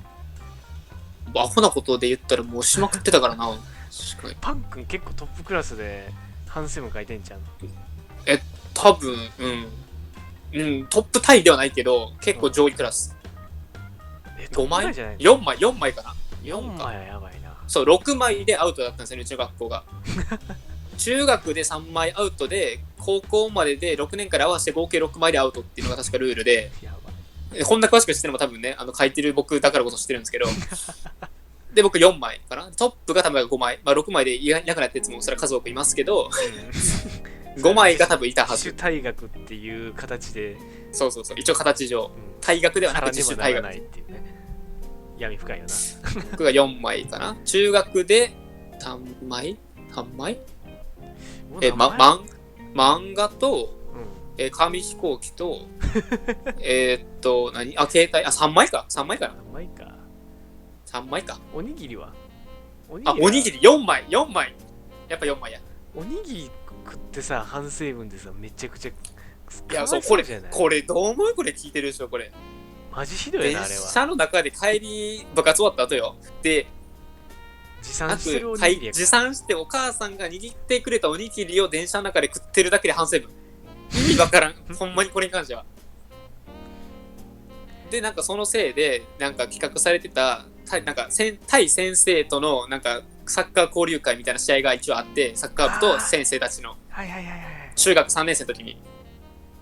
で、それが俺のそのおにぎり食ったのが見つかったっていうその反省文で、そんな奴らとは試合を組んだかんみたいなそういうペナルティで、試合がなくてね。で、若い先生の中で、その試合のためにわざわざスパイク買ったりとか、すごい準備してる先生がいて、お前のせいですごい楽しみにしてたのに出れなくなったやないかって、すごいここと言われて、めちゃくちゃなんか敵視されたっていう。おにぎりおにぎりでそんなになると思わんかったもんな。誰も思ってなかったもんな。お前その先生のことパンクずーっともう恨んでたもんな。ずっとなんだ、ほんまに。マジクソやろ、あいつ来やがったみたいな。一回も授業受けたことないのに。ほんまに接点ゼロすぎるよな。接点ゼロ、ほんまにゼロ。初めてその時あったもん。厳しすぎて、うちなんか電車で走ってポテチ作ってた。もはや手すら汚さへんっていう。もうそんなん一発アウトや。アウトアウト。ポテチなんてアウト、絶対アウトや。もうお菓子アウト。僕何枚やったっけ ?2 枚か。3枚ぐらいか。俺5枚じゃん、俺。5枚や。やば。だって、漫画、携帯、紙飛行機、おにぎり、津田。ほら。5個。津田。トップタイヤやっぱ俺。ギリギリやん。ギリギリ。まあね、か。そう、問題児で思い出した。これで言うとね、うちのそのクラスね、最後、高校からは、進路別にね、クラスが決まってるんですけど、理系文系で分かれそうやな。て、学力順にね、クラスが決まってて、ほぼ3年間クラス替えがないっていう状況だったんですよ。で、僕と、ブタブタがね、ずっと3年間一緒で、高1から。4年、そうよね。そうよね。そう。で、一緒だったんですけど、当時のその高1からその高3までの子たちが属してたクラスが3組やったんですけど、そうやな。その3組がね、なかなかの問題児揃いでね、もう、反省文まず書いたことないやつほぼおらんみたいな。男子で言えば。1枚をみんな書いてたんで。それ書くやろ。そうそう。で、僕がまあ5枚トップタイと。で、ブタブタが、まあ、数で言うと少ないけど、謹慎で1週間食らってた。まあ、あれはもうなんか、特例みたいなもんやもんな。他におらんもんな。ほんまは多分大学になってもおかしくなったけど、一応謹慎でっていう。っていうね、まあ。マジでやばかった。まあ、いろいろありますよ、本当に。えげつみんなに迷惑かけたしな。確かにな。今でも先輩になんかこう、なんか思われてるんちゃうんか思ってあんまり喋りたくない。あそこ引き目追ってるんや。面白いな。絶対辻さんとか消えてんで、今でも。いや、消えてるかもな。根に持ってそう、あの人は。あの人根に持ってそうやわ。まずなんかもうメンチ切ってんもん。メンチ切ってる。常日頃メンチ切ってんもんな。面白いな。これ聞きたくないかもしれんけど、まあ、反省文の話で言うとね、まあ、漫画持ってきて、で、僕がバレたわけじゃなくて、僕が一番貸してる側で、僕は結構漫画当時そう買ってたから、でそれをサッカーの漫画とか、まあ、ちょっとエッチな漫画だったりとか、まあ、いろいろ貸し出してて、そう最初は一人だけに貸し出してて、そしたら俺もその漫画読みたいっていう子が出てきたから、もう一人貸してってやってたら、まあ、グループの中でね、そういわゆる元さんのグループの中で結構それが流行ってきて、でサッカーの漫画俺も読みたいわっていう初めてその俺から借りた子がね、いて、でその子がヘマしてね、貸した当日いきなり、まあ、見つかると。どんくせで教室の一番前のね、教託の真ん前の席でカバン漫画入ってる状態で開けっぱなしにおるかっていう、そもそも危機管理能力なさすぎやろ。なさすぎでそれでまあバレて、もう何やこの漫画って言って、で生徒指導室に呼び出されてね、その子生徒指導室あったな。でこれお前が持ってきたやつなんかみたいな、でめっちゃ先生問い詰められて、でその子泣いてね、いやいとこからこれ借りたやつなんですってずっとこうそれで押し通してたけど、お前嘘はよくないぞみたいな、なんか本当になんか刑事ドラマのあんな尋問みたいな感じですけど、刑事の勘やろマジで。問い詰められて、ほんまかは嘘は言わんぞみたいな、わかんねえぞとか散々言われて、実は友達が借りましたって白状しちゃって誰やってなって、帰ろうかなと思ったら、なんかお前先生呼んでるらしいぞってなって、なんでと思ったら、なんか漫画かなんかみたいな、うわやりよったあいつと思って。あ、岩井さんこんばんは。あ、岩井さんこんばんは。っていうことがあってね、僕が呼び出され、でも俺見つかったらなんか俺だけ怒られるのは北斎なと思って、散々今までね、その時すでにその子以外で他にそう貸し出してた子で100冊以上交換してたんだよ、もう合計で。すごいな。もう熟練だったんですよね。で、もう黒幕の僕がバレたことで、なんか僕だけなんかこれバレて怒られるのはアホ臭いなと思って、これと全員密伝したろう思っても。やばい。やばいな。100冊交換してた仲間全員俺も白状して、全員で、ね、仲良く書いたっていう。まあ、多いって言われたけども、そもそも多いって言うんやったら、一番初めに使ったこいつに言えよっていう感じでね。まあ、それが1枚目。うん。ね、担任の先生、今中で女の先生やったけど。ああ、なんか言ってたんだ。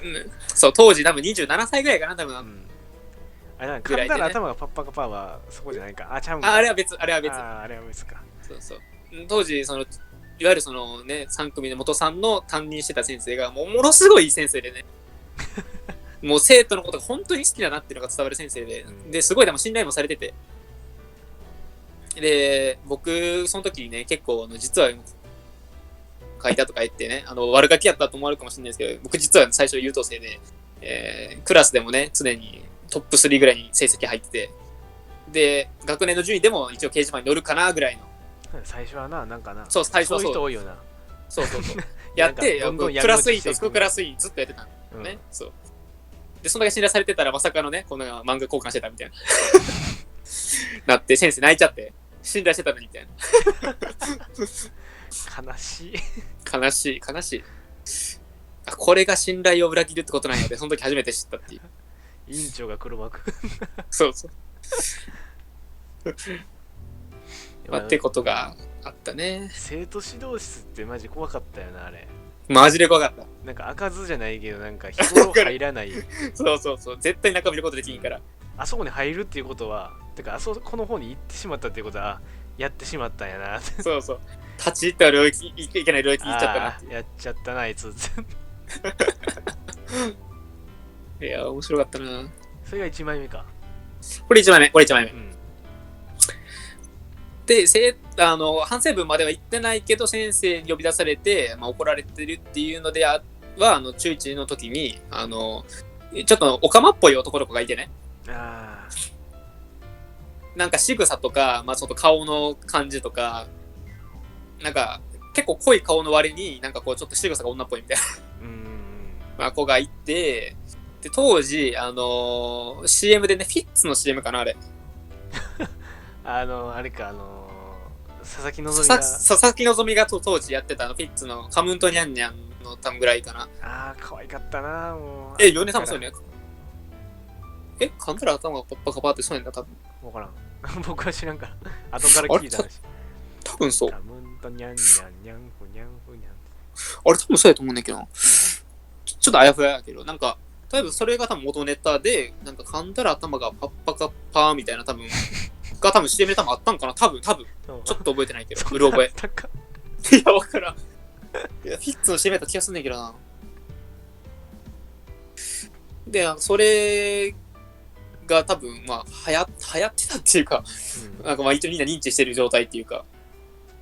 で、そのオカマの子をみんな、オカマって言ったら、ちょっといじめっぽくなるから、オカマをちょっと文字って、マカオみたいな。そうな。そうそう。裏のあだ名マカオみたいな感じで、ずっと言ってて。で、マカオって言わんとってみたいな感じでその子が言うんですよね。なんかこう、それも好奇心なんやろな。そう、なんか今日もちょっとはにかみながらちょっと笑った感じで言ってきて、で、なんかちょっとこう、なんかなんていう、手首だけ叩いてくる感じみたいな。女子がよくやりそうな。スナップな、スナップ。スナップ聞かせて、そうそう。で、マカオ攻撃やみたいな、なんかそんな、中学1年生からそんな感じでやってたら、そのマカオっていうのが、なんかすごいこう浸透しすぎて、で、先生の耳にも入って、なんかいじめみたいな感じになっちゃってね。みんなマカオって言って、オカマっていうのでいじめてるみたいな。で、特に過保護っぽい先生だったから、そうやって泣いちゃうぐらいの先生やから、特にそれやっぱ気にしてるから、すぐ問題になっちゃって、で、そのマカオって言ってる人全員集まりなさいみたいな感じで、クラスの男子ほとんど全員集められて。それ浸透してるもんな。そう。で、その先生が生物の先生だったから、理科準備室みたいなところにね、呼び出されて、で、何があったか全然随一でも報告しなさいみたいなこと言われて、なんかマカオって言ってましたみたいな。もうでもシーンとして笑ってはいけない状況でマカオって言ってましたっていうのがもはやもう面白い。絶対に笑ってはいけないもんね。そうあれは。そう。でもそれでみんなもうクスクスってなっちゃってこう必死にこらえるみたいな。下向いてな。下向いてみんなこうやって舌噛んだりとかなんかしたりとか、なんかそんな感じで耐えてたら、他になんか言ったことないのみたいな言われたら、それ一番ちょっとこうぶっ飛んでる子がいて、その子が噛んだら頭がパッパカパーって言いましたって言い始めて、もうこんなんこらえられへんやんっていう。無理すぎるやろ。何それって。先生も笑ってたじゃないの。先生もちょっと笑ってた。それに関しては。破壊力マジやばいよ。いやー面白かったなあれ。ボリがねえよって。いやー面白かったな。まあそんなことがあってね。後から聞い話でもバカおもろいもんな。意味わからんすぎるしな。よくその時に言ったなっていう。笑ってはいけない状況で結構学校で生まれるもんな。生まれる。いや面白い。それで言ったら、小野先生もなんかあれやボリ小野先生もやばい。なんかやばいな。なんかなんやろあれ、なんかちょっと言葉的な感じでふてくされてたんかな。いやどうなんかな。何やったっけな。あれは当時高校1年中学3年ですか。あれは中学3年中3の時に何やったかちゃんと練習してへんっていうのが起こってたんかな。あれ何で起こってたんかな。なんかで起こって小野先生でなんかかな。なんやろなあれ。多分全員呼び出されたもんなあれ。多分そうみんなあれ円になって。そうで小野先生っていうのがまたちょっと変わった先生で、まあ頑固っていうか頭がちょっと硬い、ね、体育教室あるあるではあるけど、でねちょっと歩き方がちょっと変わっててね、なんかこうちょっとこう膝からちょっと下おかしいかななんか膝の使い方おかしいな。でみんなオノステップ顔あれ山本太郎にちょっと似てんな。であれ丸刈りやねん。でめっちゃ焼けてんねん。そう、GTR か GTO はグラスや。小野拓也って名前でね、先生の名前が。で、夏になったら真っ黒になって、ガングロ拓也小野っていうので、略で GTO って呼んでて。名前出したらあかん。面白い。じゃあ B 君か。それで言うなら。B 君。ああ、B 君ね。で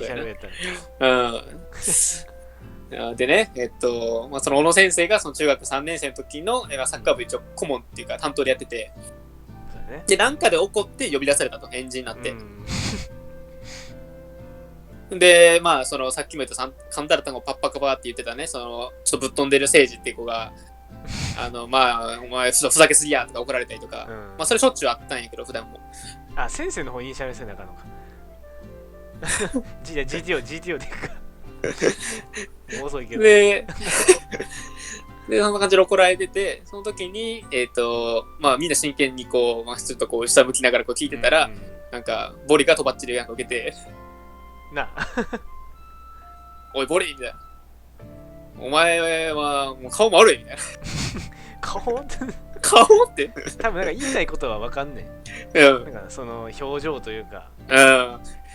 でも顔が悪いって言われたらなんか普通なまあ実は小野先生とか俺らからちょっともうね舐められててねちょっとまあそうやったな。怒ってもそんなめっちゃ怖くないみたいな感じだったから。怒っても笑ってるもん。そう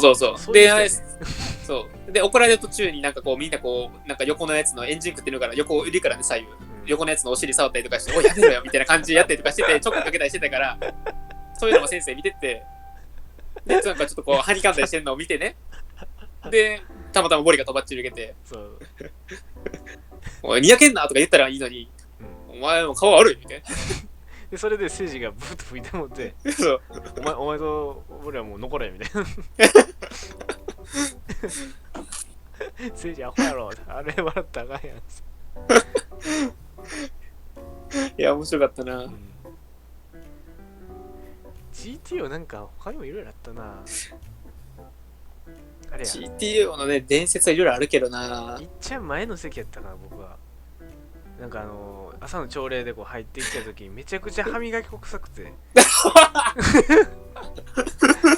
もうなんか歯磨き粉全部で歯磨いてんじゃんみたいな。確かに歯は白かったイメージまだ残ってんじゃんレベルでもめちゃくちゃ歯磨き粉の匂いすんな思ってたら横の女子が歯磨き粉臭みたいなスカスカ言ってもそれ小野先生の耳に入ってなんかこうちょっとしょんぼりしてたああ聞いたことありますねあそう話がね下手なんよね GTO、うん、とりあえずそう説明したいことは分かるんやけど回りくどいっていうか本当に説明が下手でもっと短く説明できんのにだから最後の修例とかでみんなね先生で最後なんかいろいろ今日一日あったこととかなんかいろいろねホームルームで話すんやけど大体みんな話3分とか5分で終わんのに他の先生長すぎて10分15分やってうわまたGTO 最後まで話しとるわみたいな感じでなんかそう話題っていう内容っていうかなんか密度低いのにそう言ってる内容薄いのにめちゃくちゃ長いっていう普通の人が言ってることをこうなんか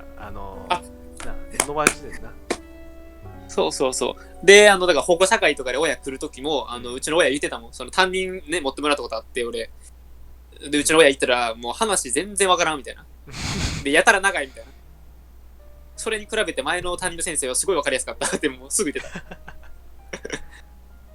喋るときになーが多い思い出したなー言ってたなそう何に対してもなーっていう相づちを取りたがるなそうお前なこれなってわかるなってななーじゃないんだなってなーカウンターみたいななんか存在してた気がする何回言ったい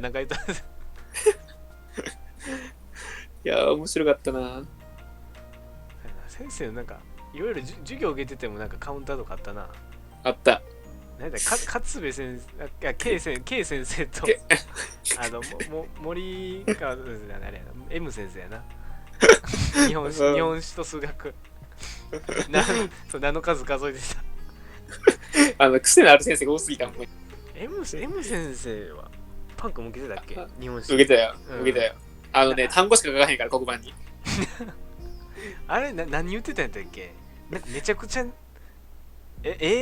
ちゃうな何だっけなやでだってる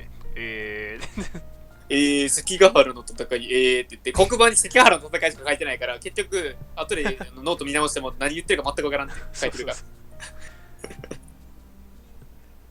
みんな寝るかなんか遊んでるかどっちかっていう寝るかゲームしてバレるみたいな当時とかやったらなんか手紙回したりとかも流行ってたんかな多分、結構ね叶えバレてたないろいろいや懐かしいなめっちゃ寝たななんか体育の後にその M 先生が来たらもうよっしゃ睡眠来たわって睡眠時間来た絶対無理もあれはいや面白かったなまあ一番迫力あったのはもうなんか K 先生やK 先生やな言うなれもイビル上レベルでなんかやばいな常に室内持ってるんですよね今じゃ考えられへんと洗濯叩きやあれ洗濯叩きなんやあれそう黒板ペシンって叩くからそれで持ってんねん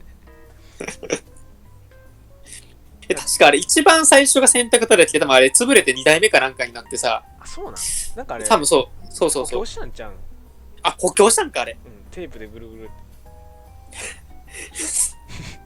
でね K 先生ね短期ですぐ切れるんですよねそう沸点が低いっていうかでその割にお気に入りにはもう絶対切れんそう奥崎くんはいいねよし私立やからその定年とかいう概念がないから全然60超えても先生がねいてはってで確かに賢いのは賢い東大かなんかの先生で賢いのは賢いんやけど、まあちょっとねおかしいっていう賢いゆえになんかちょっとなんかすごいねんな個性がで授業中に誰か生徒当てますとでその当てて答えれたらお気に入りに昇格されるっていうそうやな答える数がでも昇格しても何もいいことなくて授業中に当てられる回数が増えるだけっていう別に成績が良くなるとかいうわけでもないひときわマジで目つけられてたが怒られてたのは後中やなあれはマジでもう他の人がレベルじゃない。トイレ行くだけで綺麗やれてたもん。トイレ行ってきます。お前その人ねえだろバシーンいや、それは行かしてあげてや。面白い。働くとかもう何でもやってたもんな。でもその先生が面白いのが、俺らがアホなことをしたら毎回それ拾ってくれるから、ちゃんと怒るっていう動作で。なあ。あれもだから笑ってはいけない。いかに怒らせないようにしながら俺らがアホをするかっていうのがもう授業中のその醍醐味みたいになっててでもバレたらまあ怒るだけやしっていう。いっちゃうものが誰やの。畑中なんかあれやったっけな、机ちょっと動かしたらピッて改札通るときみたいな音がすんねん。ピッてそれなんか先生がなんか数学で説明してるときに区切りでピッてここはですねピッていやあれね詳しく言うと、先生が前で説明してて、その時畑中が一番後ろの席で、その横、一番後ろで、その横に俺斜め前かな俺がいて、でその横に多分父がいてねでその学校の机とか椅子って多分想像してみたら分かるけど、大体なんかアルミ製とかちょっと金属製みたいなで当時上履きがゴム製やから、なんていうゴムと金属でちょうどいい感じにキュッっていうなんか音が鳴ると思うねんけど、畑中の上履きだけは、なぜかピッっていう音が鳴る。マジであれもバカおもろかったな。そうでそれをだからもう好きなタイミングで出せるわけよね、上履きやから足でキュッてるだけやからでそれをいかに先生に怒られないようにピッて鳴らすかみたいなやつを畑中がやっててなんか最初はなんかちょっとちょびちょびなんか違和感あるけど、まあスルーしてるっていうか、なんやみたいなぐらいやったんやけど、なんか音したかでなんかちょっと周りクスクスしたら何を笑っとるんやとかなんか最初そんなもんやったんやけど、途中でピッピッピッってなんだーってバチーン消えて急に消えてさすがに分かったやろなピッてピッて誰やって言って誰や言った後もピッてなっちゃうそう先生麻薬を読んのにピッてだから誰がやっとるんやあれ耐えれるわけないもん。思いっきりしてないみたいなその洗濯叩きで棒で机叩かれてんのに畑中をピッてやってるっていうでもほんまに人特定されたらマジでもうバチボコにやられてたな。でそれをたまたまその笑っちゃったクスっていうねあだ名の子がいてあれクスじゃないわ、ミヤさんっていうまあその時ちょっとプラスにやってるね子がおったんやけどでそれがねたまたま笑ったもう笑いこらえれずに笑っちゃっただけやのに、もう何がおかしいなって言ってその棒で机叩いたらその棒の先端が折れてその隣にいたクスっていうこの机の上でその先端がずっとくるくる回ってたっていう奇跡が持ってるもんなもうそんなこらえれるはずないやんっていう。いやよかったあれはあんな思い出しただけで笑えるもん。面白い。あの授業はマジでもう奇跡ばっかり起きたからな。いやー面白かった。いやー折れた先端あんな回るんやなってすごい回ってたもんな。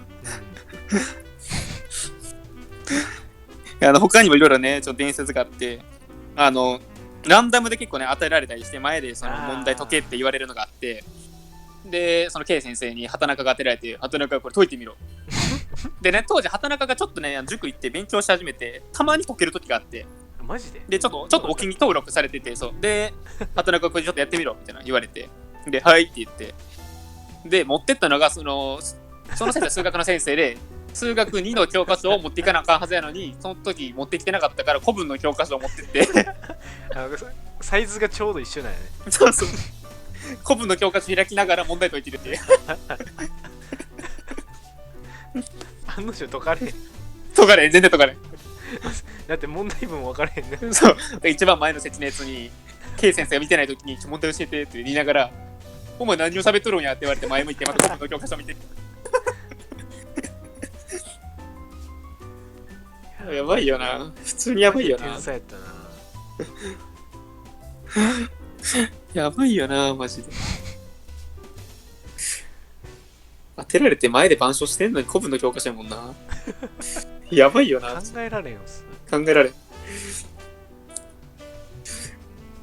まあね、そんな中学高校生活送ったわけですね、僕らは。だって高3でそんな調子やったもんね、俺らまだ。そうやな、危機感っていうのがなかった。危機感ゼロ。高3でこんなことしてましたから、僕たちも。いやー、面白い。毎日面白いわ。毎日な、面白かったな。あと面白い先生で言ったら、懐かしいなって。なんかこの俺らの3組の面白い話がどんどん別のクラスにも伝わって、やっぱ3組やべえわ、ぶっ飛んでるわっていうので、そうやな。そう。だってもう鉄板やもん。そうでなんかだからね、ちょっと賢いやつからしたら3組はやっぱもうちょっともう次元ちげえわそこはっていう感じで切り合い忘れてたけど、みたいな感じ。そうそうそう。いやけど俺は楽しかったな。ああ、やば。N 先生っていうね、政治経済の先生がいて、政経の先生が。誰？ N 先生。N？で、この先生、非常勤の先生で、常に学校にいるわけじゃなかったんですけど、そのテストね、毎回テストが結構あって、そのテストの答えをこう言うんやけど、なんか、普通はなんか問1、問2みたいな感じだけど、その先生、ABCDEFG みたいなアルファベットで問題を振ってて、で、A はう、B はさとかいう感じで、こんな感じでこう、答えを言っていくんですけどね。その時毎回その H の表現を H ってH は違う感じででたまたまあるそのテストの時に H がせっていう感じでもう当時もうアホですからね僕たちもせって言ったらなんかもうその、ね、それしかないおせっせみたいなこう連想させるから H はせって言った時点でもうみんな爆笑みたいな男子でどうしたみたいな先生めっちゃ困惑してるもう一回言うぞ、エッチはせもうやめてみたいなもう一回みんな笑うそうそれってあれや古文の先生もあんなるものほんまにアホやからななんかもう面白いなそれに見えるところでみんなもうずっとそれで笑ってるからいや癖のある先生多かったな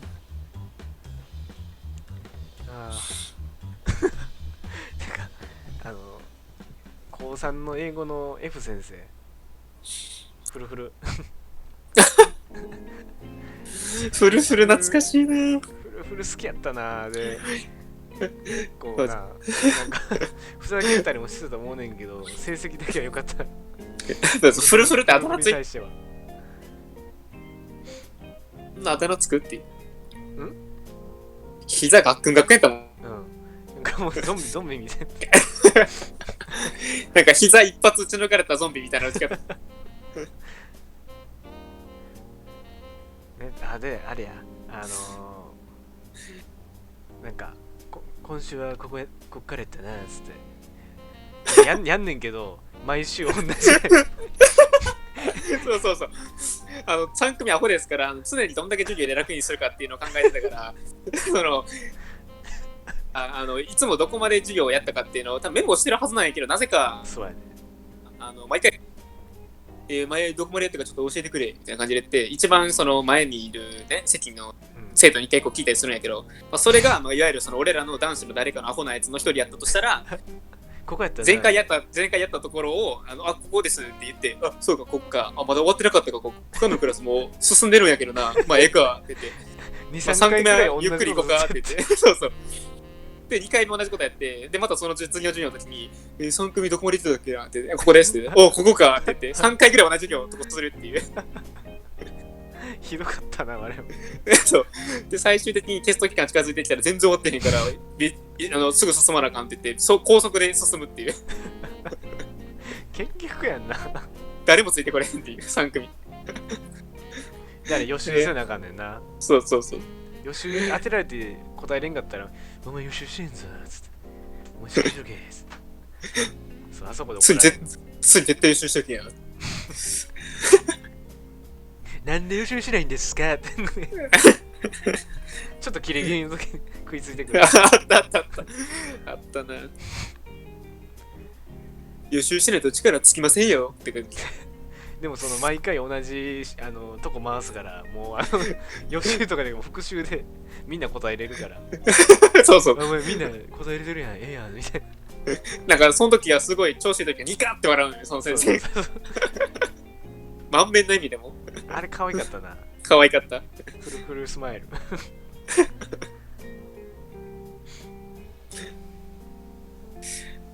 てかそれとか本当にどうしようもない時はもう先に進んでる、その3回も同じとこ授業やってるから、他のクラスがすぐ進んでるから他の授業からノートを借りるっていう。そうやな。ひどかったなマジ。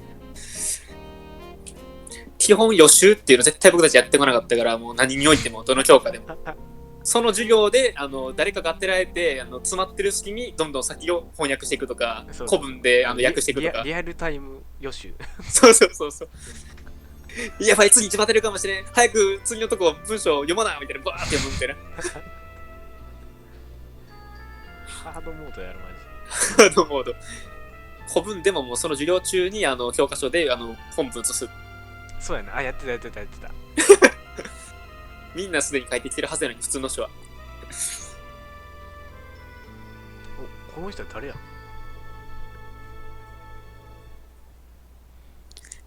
なんか外国の人かなこれは。ぽいね。いやー、面白かったなー、中高時代は。これフォートナイトしてる人なんか。へえ。よう来てくれましたね。ありがとうございます。でも英語じゃないと無理やな。ちょっとね、イングリッシュ OK ってやつで。OK。もうまた曲終わったの。もうこれだけ聞いてる人からしたら俺らろくでもないやつやなと思われてそう。ろくでもないよ。いや本当にそのアホやなっていうか、もったいないなって思うのが、普通やったらみんなね、公立の子とかって多分普通学校の授業を第一にしてそれで力つけていくはずなのに、学校で遊んで力つか遊び場の場になって力つかへんからみんな塾行って独学してるっていう。そうやな。もうアホよねもう。他にもいろいろ多分思い出すことあんねやろな。節目っていうかそれ、思い出せって言われたら難しいけど。まあでも王道のおもろいやつは結構言ったよね。うん。あとなんかあったかな。ちょくちょくあると思うけどな。まああとちょっとひどい系でやつ、これやめとこうか。ちょっとひどすぎるからやめとこう。ちょっとあかんわ。どれ？ホームベースとか。まあ。ちょっとひどいからちょっとやめとこう。他なんかあるかな。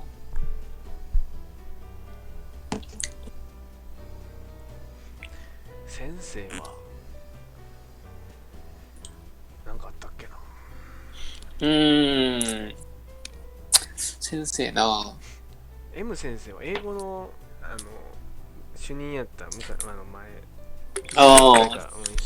任やった M 先生はなんかあれや、キャンプでなんかみんなちょっとなんやろ全然あかんすぎたからで、何やったっけな、キャンプ帰ってきてなんか先生からの話みたいな時もちょっとザーザーしてたから、その M 先生がなんかブチ切れたら、マイクでブチ切れてるからめっちゃエコーかかるみたいな。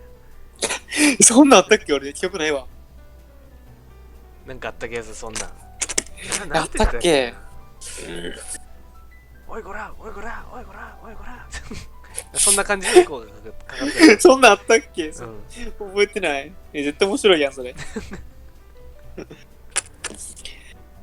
でキャンプで言うと思い出した。僕たち修学旅行みたいなやつがなくてね、毎年1年に1回キャンプ行ってたんですよ、学業時で。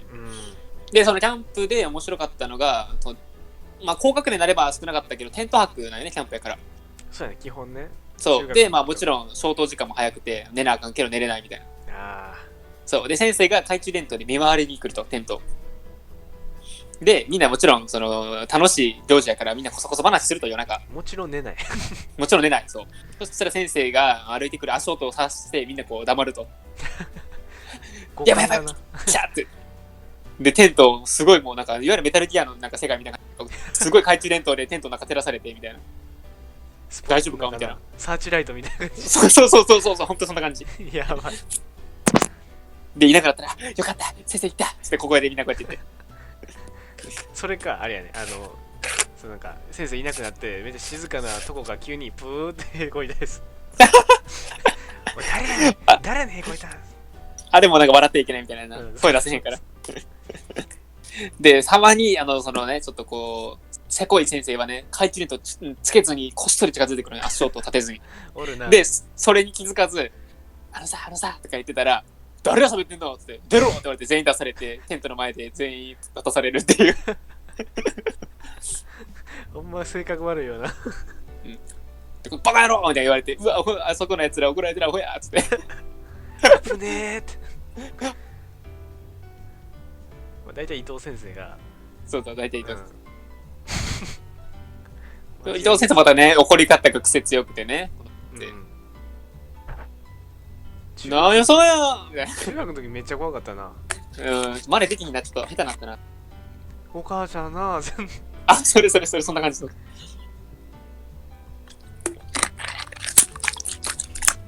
学の時もなんかもう暴力教師レベルで怖かったイメージあったけど、いやほんまに、もうなんて中1の時にその数学の授業その伊藤先生であれ最初に多分僕が宿題やってこなかった人みたいな一番やばいよね宿題やってこないのが伊藤先生でそう伊藤先生宿題やってないからもうマジ掛け合わせとしては絶対やばいやつだから言っちゃあかんのよ、そうで、もう最初からちょっと怖かったよなピリピリしててそうわやばい、宿題やってなかったわけじゃなくてやっててんけどノート忘れて名前言ったらあかんか愛先生普通に言ってます愛先生でもすいません宿題やったノート忘れましたみたいなマジかみたいななんかおおそれでってかこんな感じの言い方ね問い詰め方がまたいやらしいよね1回目やから許してるけどみたいな感じでなめっちゃ怖かったけど机の中見たらあって先生すいませんありましたもうあったんかよほんじゃもう答え全部言えみたいなそれなとかだったほんま宿題やってない系マジでやばかった宿題やってこないのがね一番やばくて、外出されてなんかもう椅子蹴り飛ばされてみたいなそう女の子でも体に直接暴力与えないけど物に当たるっていうそうこれがいいか悪いかまた別として、いや俺一番怖かったのが横にいたそのデクノボーっぽいなんかそのめちゃくちゃ身長でかいけど本当に頭悪くてアホな子がいてね同じクラスにねゆうくんって言うんやけどそのゆうくんが当時宿題あんまやってこなかったと、で先生やってませんって言ったらもう一回やってみろって宿題やってませんって言ったら何やそらーってボーンってその横で投げ飛ばしてやばいよ怖っ当たったらマジやばいあんなもう当人ももちろん怖いけど横にいる人もめちゃくちゃ怖いからあれもそうマジ何してんねんお前みたいになるもんなやっべえそれだけは絶対すんなってやつやそうほんまにもう誰ので映してでもいいからとりあえずやってこいっていう、形として残せっていういやあれ怖かったなでも高校ぐらいから急に優しくなったよなそう多分中学の間はな、そう最初に中学の俺らって猿やもんだっていや怒ってもしゃあないと思うで当時思ってもあんなに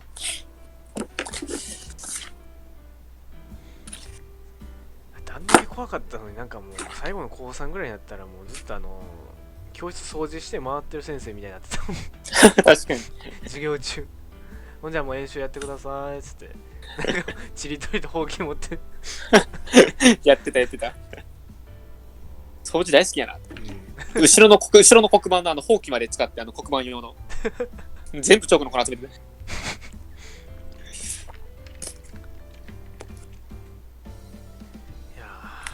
でもその愛先生のやらしいとこっていうのが、その怒るときに嫌味を言うっていうね、これがまあちょっとやらしいなっていう。単純に怒るだけならもちろん結構おるんやけど、いろんな先生で怖い嫌味を言うっていう。そ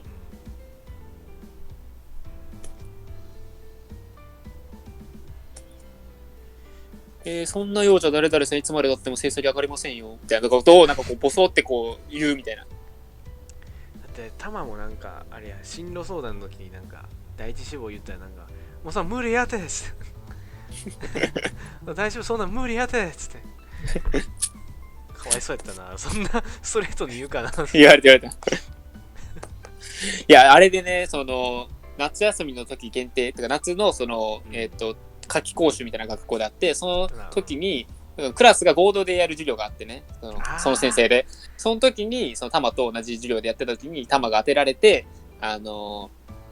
板書してたら先生に言われて、お前この前言ってた志望校お前こんな問題解けんかできへんぞってみんなの前で。かわいそううわタマかわいそうと公開処刑やもんな。そうこれがなんかちょっとやらしいなって、まあ全然あかんっていうかまあ、やっちゃいけないことではないけど、先生としてまあ朝現実見ろよっつってそう辛すぎやろ高3の時にやそれ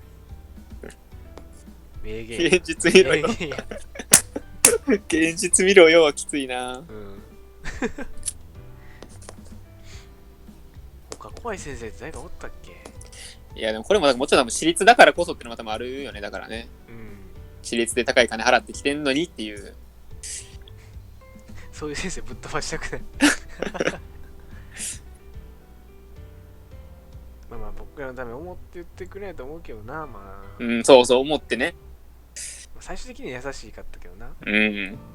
まあ心を鬼して言ってたんだろうっていうねフォロー鬼すぎるけどな、あの当時はそう思ったけど。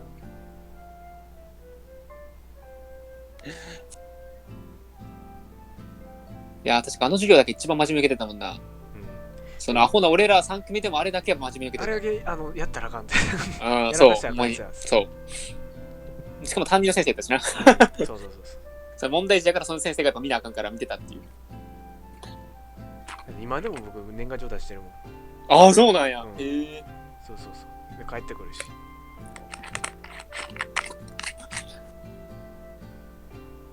現実見ろよ面白いな一言やから笑えるよなこれほんまに。そう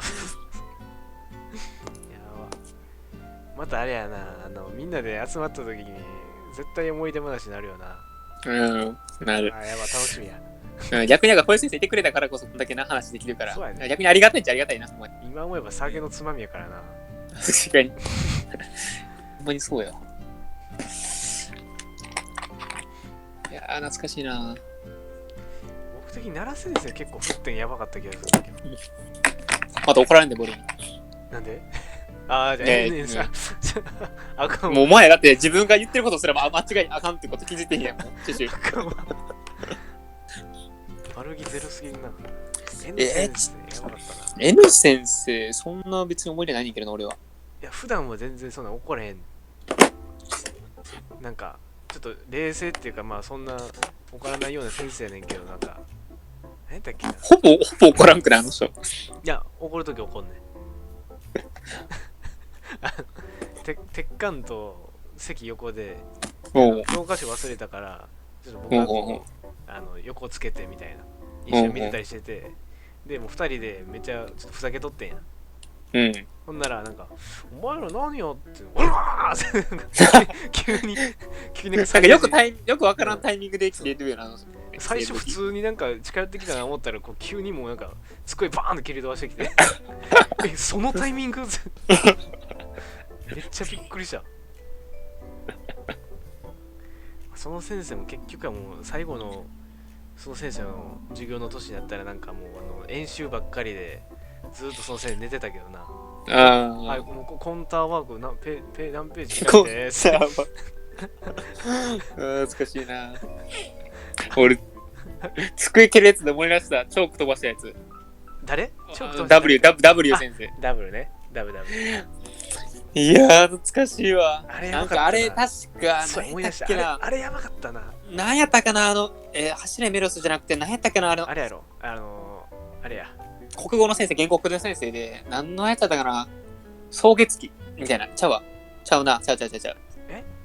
森岡じゃないの？何やったっけ？森岡やったっけ？エリスとか出へんかった？エリス、それや。あれは、何やったっけ？何やったかなタイトル忘れちゃったな。何やったっけ？でもめっちゃ有名なやつや。そう、めっちゃ有名なやつね。多分森岡の、なんかめっちゃ有名なやつ。国語の教科書載ってる。心は夏目漱石やもんな。あれや。エリートでなんか舞姫や。舞姫や。舞姫や。それやな。それ。よう覚えとんな。で、あれや。質問がね、ここの文章に出てる彼って誰みたいな。そう。で、答えはエリスやねんな。そう。なんか彼っていうのが、なんか当時のあれで言うと彼女のなんか意味を指すみたいなやつだったかな、確かあの時。そう。で、なんか聞いてたら、なんかまあそれは分かる感じ。てかまあちゃんとそういう感じで誘導してくれてたし、先生も最後の方。誘導してたけど。そう。だけど、なんかこう、緊張しすぎて、その先生結構怖いから怒ったら。もうみんな緊張してたもんな。そう。もう当てられたらもう絶対答えなあかんっていう、もうすごい緊張感があって、その授業。で、もうそのプレッシャーに耐えられず、もう全然頭入っていってなかったよね、その愛くんが。頭真っ白。そう。で、これ彼って誰やって言われて、沈黙。聞いてるみたいな。彼って誰って言われて。みたいな。なんでそんなつまんのみたいな。聞いてた話って、こんな感じの、ちょっと高めの声でね、そう言ってくる。最初誰って言ってたっけな。最初何言ってたかな、全然関係ない。男の名前多分言ってない、多分。なんか天野なんか大臣みたいな。なんか言ってて、そう。で、はぁって、なんでそうなんだよって。お前もったい言ってみろって言われて。みたいな。ジェットコースターどんどん登っていく感じな。そう。やばいぞ、ゲージ溜まってんぞ、ってって。で、一番最後なのがゲージ溜められた状態で、答えられて、次、自分当たるとかが一番最後なの。なんか爆弾投げゲーム。そう。爆発数秒前にこう飛んでくるみたいな。あれはやっちゃあかんけど。でも多分、愛くんはずっと全部それを一人で受け止めて。そう、一人で受け止めて、次に回すことなく。そう。で、なんでわかんないんだよって言って持ってるチョークをブワーン投げて、後ろの、一番後ろの壁の上の方にチョーク痕がついてるっていう。で、床に砕け散ったチョークがパラパラって。やべえっつってみんな。来たーって。これガチやべえやつや。お前時間あげるから考えとけっつってそのまま教室出てって。なあ。で、10分後ぐらいに帰ってきて。んで、愛くん、わかったって言って。で、また間違えて。なんでそうなんだっつって。また間違えたっけ？上の天井に、2回投げてるもん、あれ、チョーク。上の、後ろが赤いチョークで、上が白か黄色のチョークで。そう。僕、2箇所ついてて、あれ。あれ、1回出た時、誰も教えてあげてんかったの？いや、そうやっても多分。さすがに教えたやろ。いや、でも2回ついてたよね。2箇所ついてたの覚えてるもん、俺。わちゃそう。やばくね？ほんで、なんだかんだで、やっと、分かって、そうだよ、彼って彼女だろ。話ちゃんと聞いとけっつって。なんかもうで、結局ね、それで終わってるんだ、授業ね。分かればいいんだよ、的な感じやんな。そう。やばすぎやろ。やばい、マジ。授業じゃないよ、もう。バカ怖かったな、あれな。あれはほんまに、絶対笑ってはいけないけど、もうなんか笑えないやつ。普通にこれあかんやつやつ。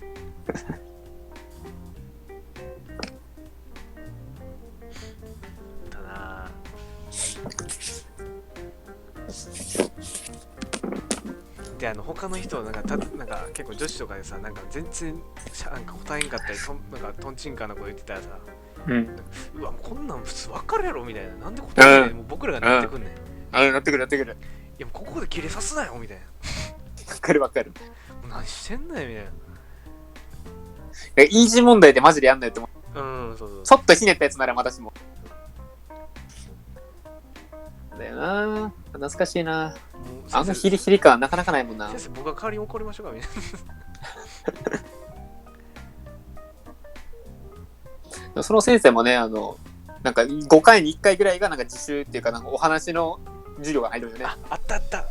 そうそう。その5回ちゃんと普通は授業するところを4回で早く進むで1回ちょっと雑談の授業が入るっていう。ほんまに雑談しかしてへんっていう。あ、今日はもう雑談やよかったってなる。そうこのクラス結構進んで、じゃあ雑談でもしましょうかってやったーって生徒から図書館行こうかみたいな。そうアメとムッチのあれほんまにやばいなあれすごいもん。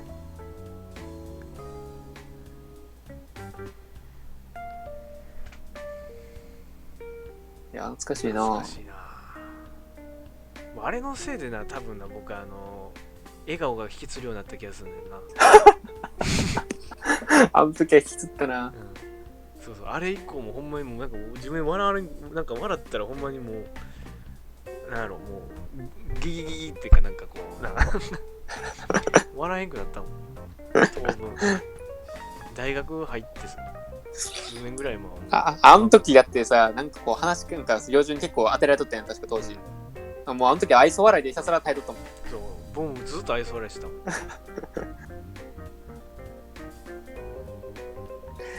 面白かったな。いかにこういい気分で先生に授業をしてもらえるかみたいな。それでなんか、ね、運よくなんか先生のテンション上がったら、よしでかしたってなんだよねようやった相づちみたいなね、なんか来る時もあったしな。なんか先生によってすごいなんかその先生ね、メンタルっていうかあれで変わるよね。だからなんか授業中で途中でなんかそういうなんかこう話それて雑談雰囲気になったら、なんとかして雑談に持っていこうとみんな頑張るみたいな話を盛り上げてでなんか話盛り上がってきたからもう授業いっか、もう話このまましちゃおうかってたまになるよねあれ。そう来たーってよっしゃーって今日気分いいからねとか偉い先生に守ったらな、気分で変わるって。まだ気に入れてほしいと思ってんねんけど、自分だけ多分そうやと思う。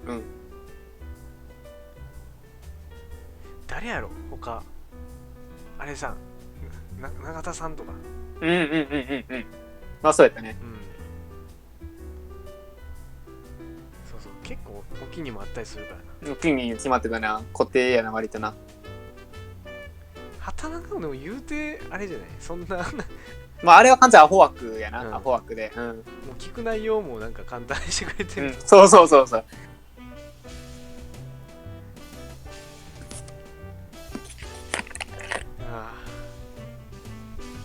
とんでもない先生がおったな怖さで言うたら世界史の K 先生今思ったら結構セクハラギリギリやな。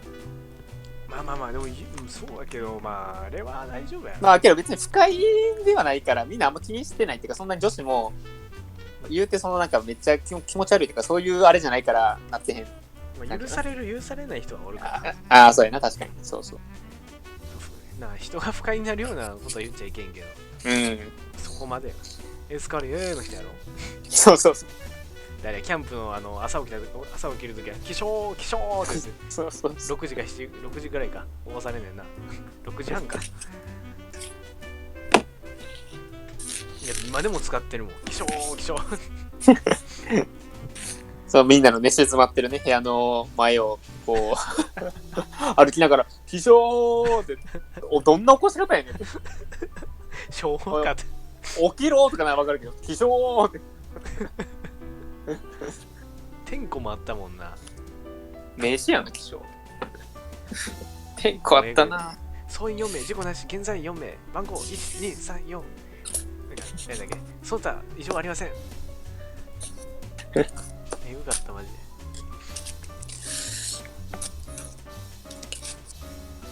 絶対こんな天候やってる人おらんやろな。わしら今から銃持ってなんか戦場行くんかみたいな。マジ自衛隊っぽいよな。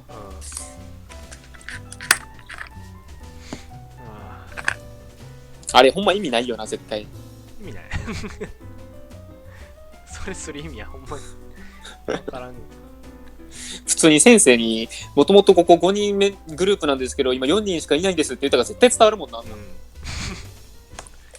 総員5名、現在4名、事故あり誰々君が怪我しましたみたいな。そんな形式ばった言い方せんでいいやろって絶対思うもんな。どうすんねん、もう一回言ってくれって言われたら。確かに。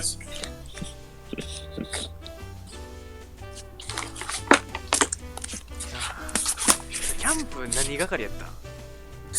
俺はね、ずっと、最初は設営やってたけど、途中で設営だるいなって気づいて、そっから、管理衛星。管理衛星か。いっちゃええやつや。もう管理衛星を毎回勝ち取った、俺は。毎回勝ち取った。そうそう。あれ何おったっけ？班長記録は人数によって。班長副班やな。人数よりか副班までおった。副班までおった。あ、そうか。うん。で、副班がおらんとこは、設営が副班係やな。ああ、はいはい。うん。班長、副班、記録、休養、管理衛星。安全衛星か。安全衛星か。で、人数多かったら安全衛星分かれたりするな。そう。安全と衛星で分かれる。基本4、5人やから。あ、じゃあ副班ないか。副班なんてないか。設営が副班か。普通に。そうやな。そうやな。うん。班長がたまたまいない時とかやったら、設営が多分行ってたから、そうやね。笛をピッピーって2回で副班やったね。なんかあったな、そんな。3回が9やね。僕覚えてるもん。これ、笛の音1回逃しただけでね、もう終わるんすよ。もうマジ終わんな。ね、これ聞いてる人多分何言ってるか分からんと思うけど、ね、分かりやすく言うと、キャンプのその号令みたいなので一応規則がいろいろ決まってて、さっき言った点呼ももちろんその一つで、毎回何かこう集合するたびに絶対その点呼を先生の前でしないといけないっていうのがね、まず決まりで、あとはその笛の数で、その指令が決まってて、笛1回なら何々、笛2回なら何々、笛3回なら誰々が集まれみたいな、そういうのが決まってて、で、よくそのブタがよくなってた係の給与係が、いわゆるその日の晩飯とか朝飯とかを、レジカゴみたいな、カゴに入れて食料が支給されると。で、それを取りに行く係が給与係。で、この食材をこういう風に調理して、こういう料理を今日は作ってくださいっていう風に言われると、炊飯してっていうの。で、その指示を受けに行くのが笛3回で給与係。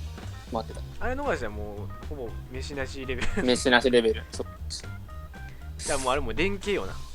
そう。今3回になったよな。行くかつって。2回班長かみたいな。そういうね。2回3回もどっちってなったらもうやばい。マジで。隣の班に頑張って聞きに行くみたいな。めっちゃ申し訳ない感じで聞きに行くみたいな。まあ、休養はだって飯時がほぼやったから楽やったよ。そう。飯時に力発揮するのが、休養係。で、テントの、だからあれは基本的に、キャンプに行く前に準備、持ち物かな炊飯するなら、なんだあれ、飯盒とか、テントのいわゆる金具だったりとか、なんかペグだったりとかいうのを数をちゃんとこう、最初に全部点検して数合わせたりするっていう、ね、準備段階が設営のうち。そうやな。で、安全性係がいわゆる給ご飯みたいなやつと、プラス全部の後片付け、使った便所だったりとか、キャンプファイヤーの後片付けだったりとかいうのをするのが安全性係っていうね。自分的にはもう休養結構楽やったけどな。慣れたからか。なんかね、やっぱみんな好き嫌いがあるからね、あれは。記録が好きってしもったもんな。キャンプ中は何もしなくていいけど帰ってきて。好きがマジで意味わからんかった。俺も意味わからんかったけど。文章書きたくないもん絶対。その日やったことを書くだけでいいならっていう人が一定数おるわけよね。あれ記録的で好んでやってる人おるから。結構上残り役職やったよ。記録は嫌やな。かぶったらじゃんけんないよなあれ。そう。急に安全衛生が一番人気やから。絶対楽やもん。2番手3番手ぐらいの休養を僕はいつも取んねん。一番安牌に取れるから。とりあえずぶっちゃけ班長以外やったら何でもいいっていうのはあった俺。ぶっちゃけな。そう。班長だるすぎ。班長はマジでやばい。呼ばれるタイミングとか分からんもんな。分からんし、もうマジで何かあった時の責任は班長にあるから、マジできつい。けど当時の僕はキャンプの時もしっかり中1の時からトランプ持ってってましたからね、僕は。めちゃくちゃやってた気がするわ。めっちゃトランプちゃんと持ってって、で、これすごいのが、キャンプ行く前に持ち物チェックっていうのがあって、グラウンドにね、全員、キャンプ行く人、出されて、班ごとに並ぶわけですよ。そう。で、ブルーシートの上に自分は今日カバンの中に入れてる荷物を全部出せって言われて、先生が全部随一チェックしていくっていう、逐一ね。そう。で、それをいかに、持ち込むかっていう、いわゆるもうなんか、密輸みたいな感じかな。言って一番近いのは三井よ、ほんまに。どういかにしてもう落ち込むかっていう。僕はそんなリスクを負いたくなかったから何もそう。もうもちろん見つかったらもうその瞬間反省文プラス強制期間になっちゃうから家帰れって。一番もう見つかったら終わり。やつな強制期間な。そう。で、そのリスクを負ってまでもキャンプでトランプをしたいから俺持ってったっていう。トランプ無理やったっけ？トランプあかんよ、もちろん。マジで？あかんよ。あかんになってるやんか。その10時間何すんねんってなんだけど。そう。で、俺はトランプはどうやって持ち込んだのかな、なんかに入れてんねんな、あれ。どうやって持ち込んだのな、ちょっと覚えてないけど、トランプを何かの多分中に入れて、これ何々です、何々です、何々ですって言ってこう、マークな、やって、で、まあ、そうそう、俺らの部屋の、メンバーはみんなそれトランプラスで。そう、なんか、絶対トランプあったイメージある。そう。で、他のクラスのやつがもう、ここトランプやってる、マジかよ、みたいな。めっちゃ群がんねんな。そう。で、お前ら来んな、バレるか、来んな、とか言いながら、やってたから、本当に。囚人か。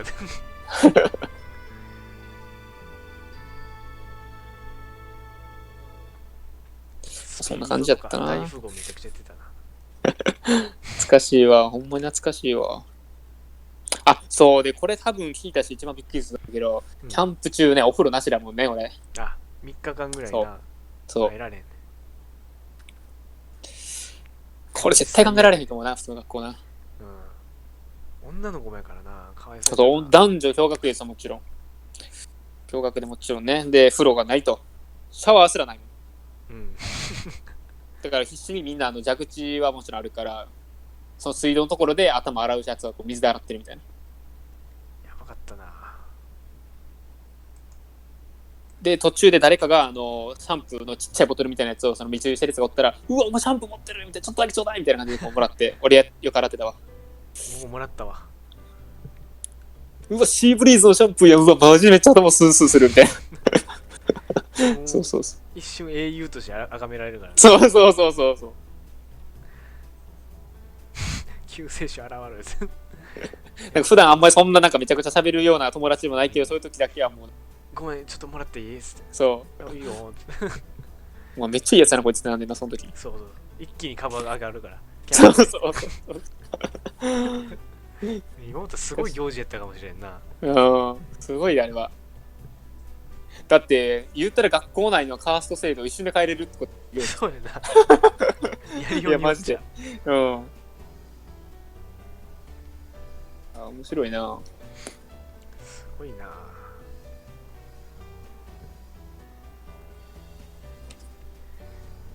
俺結構好きやったけどな。僕も結構好きよ。面白かったな。ワクワク感はな、最高やもんな。確かに。特に寝る時にこう真っ暗になってからのコソコソが一番今でもああ、そこなんや。ワクワクする。このキャンプの時に女子と喋るってこれがな、またあれやったな、俺は。俺ら結構ラー君とかと仲良い方やったから。ラー君最強やったもんな、その面に。そう、ラー君最強やったから。で、俺ラー君の言ったらなんかこう、ね、結構仲いい感じのポジティブずっとおったから、おこぼれもらえるっていうか。もうそれ見てる方やったもんな。そう、キャンプ基本もう男女絶対別なんやね、もうね。その寝てる塔も全然ちゃうし、テント塔も。あとだからその炊飯してる場所も全然ちゃう場所でやらされてるから、基本男女が関わることはキャンプ中ほぼないねんけど、自由時間でたまにあるぐらいなんやけど、そういう時にやばい薪がなくなったって言って、男子どこ行ってももう薪全然どこもくれへんみたいな。男子下手やからやっぱ薪とか使うのガンガン使っちゃって下手やからなくて、やばいっつってこれ女子からもらうかっていうのを大体こうなんか言い始めるのがラー君とかで、じゃあ俺もちょっと一緒に行くわとか言って女子のとここそって行って、で薪ちょっと余ってへんとか言ってもらってきてうわあいつらまだ女子のとこ行ってるよみたいなことを言われながら行くけど、薪もらってきたらおいおいやるなみたいな感じになるっていう。薪系のやつはな、僕な全くかかってなかったからな。またなんか女子のとこ行ってるわと思ったの。思ってたやろ。あれ楽しいよな。あの時のこのなんていう、もう全てに勝ち誇った感。俺女子のとこ行ってるぜみたいな。もう何がやねんと思うかもしれんけど、あれちょっと勝ち誇った感あんねんな、あれな。その時もせっせと野菜と肉をずっと切るだけ。僕それにもう人生の喜び感じたから。そう、野菜はな、こうやって切んねんっつって。すげえ切れるやろっつって。めっちゃ知ってるやん。そうそうそう。ずっと聞いてた。キャンプね、分かれるんですよ、これもね、担当が。いわゆる薪で火を起こす担当と、まあ一番かっこいいやつやな。そうそうそう。あと調理担当みたいな。そうそう。大体この3つぐらい分かれる。他はあと何もしてへんやつらね。あと、ひたすら遊んでるみたいなアホなグループだけど。一番何も権利がないやつ。そう。なんか薪の木の枝みたいなやつでチャンバラしてるみたいな。みたいな。音とかそうやな。俺ちょっと少なくても文句言われへんで。で、あと片付けもな、いろいろ。鍋だけは絶対やりたくなかったから。やりたくなかった。もうだから火付け担当で火つけながら、最後薪やってしてた俺も片付けたら。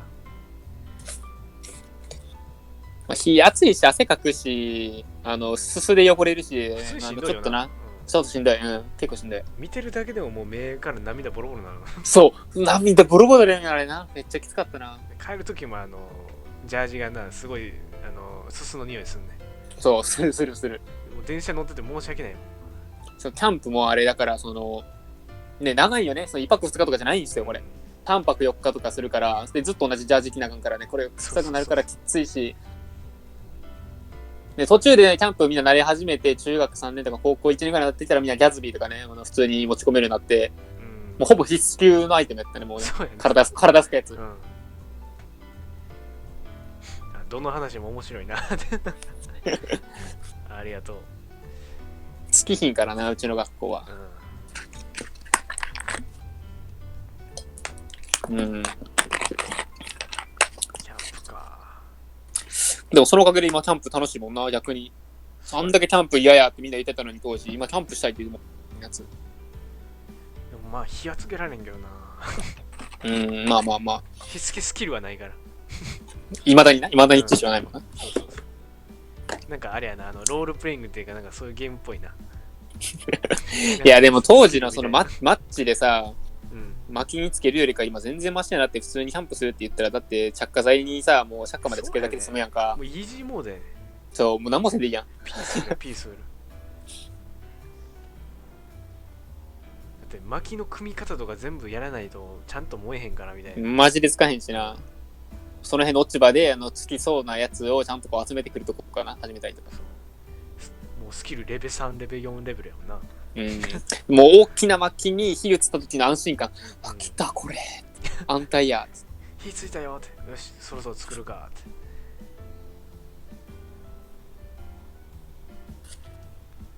難しいなぁ。ボーイスカウトのやつらがな火吹いてたな。そうやな、ボーイスカウト勢は基本火付けスキルついてるから。強かったな。強い。ほんまに強いもんな。その人がいる班はもう安泰やもんな。マジで安泰ですよ。ほんまに安泰。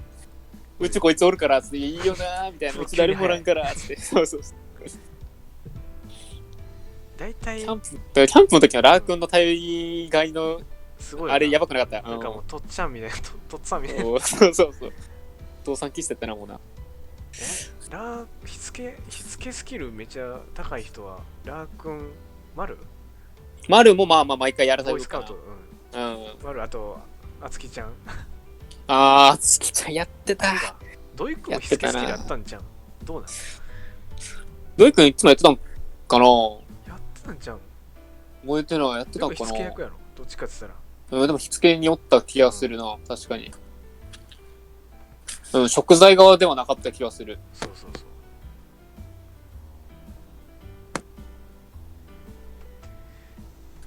ばいな。火付けスキルいいな。イグニやもんな、お前。イグニ、そうマジイグニ。なんかそうあったな、何年の時かちょっと忘れたけど、カレーを作りましょうやったと思うね、多分。まあ何年でもカレーに入って、カレーじゃないんか、あれ。おでんってあった？ないか。なんか、おでんある。あったよな。おでんや。おでんに入ってるお肉が、マジ多分クソ安いお肉で、多分ゴミみたいなやつで、ブニブニしてるのよね。噛み切れへんお肉。ゴムか。そう、ゴム肉。ね、通称ゴム肉。もうみんなわかると思うけど。みんな言ってたもんな、あれどんな調理してもあかんみたいな。最悪やよ。そう。おでんのお肉がもうマジで噛み切れなくて、ひたすら口の中でずっともぐもぐしとかなあかんっていう。あれひどかったな、ゴム肉。でもまあ、なんかカレーの肉とか普通に食べれたな。めっちゃ重いねな、うまいねあれな、カレー。カレーはもうマジで、えげつなくみんなうまくできる。そう。で、マジで、メンバーゴミやった班とかで、ほんまになんか飯したのとかも何箇所かあったもん。何箇所かあったな。1、2グループあんねんな。マジで悲惨だよな。いや、カレーでまずくするってどういう神経してんの思ってたもん。そう。ほんまに意味わからんかった。カレーでまずいの意味がわからん、ほんまに。その面に関してはもう高校3年間ずっとその知識がおってから、もう料理の美味しさは安定あったから安定感が。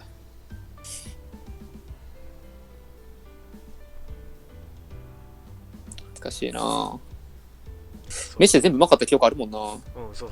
外れはなかった。うん、なかったな。先生も安心して食ってたもんな。そう。先生が笑顔で食べてたもんな。食べた。悲惨な方、飯ミスったらもう食うもんないからめっちゃ腹減るもんなった、あんなんな。そうやで。もう地獄やで。やばいよな。いや、よかった、その点では。元気やな。そりゃ学生やからな。中学高校やから。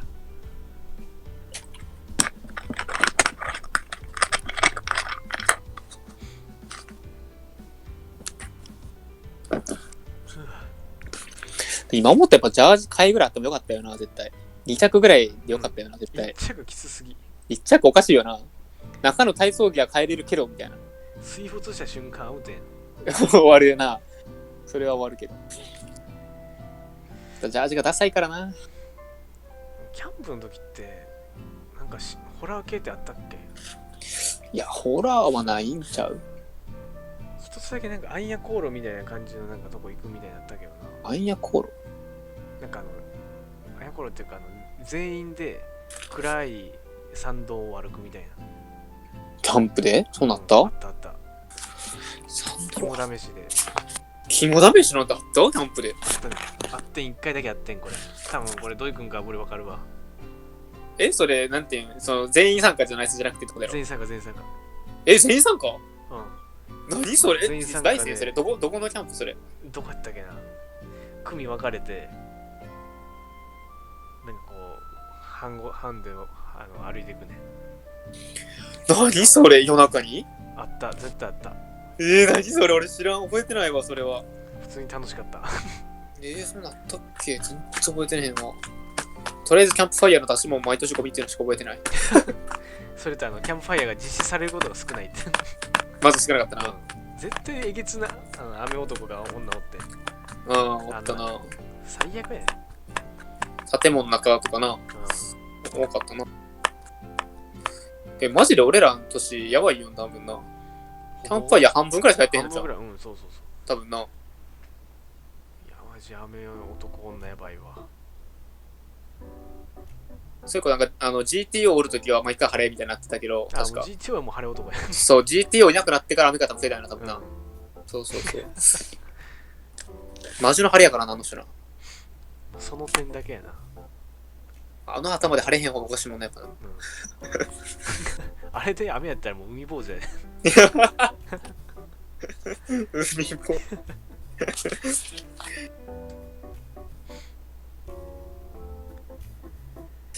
そうやな。あと、行事事で言ったら、校内大会と東北訓練ぐらいか。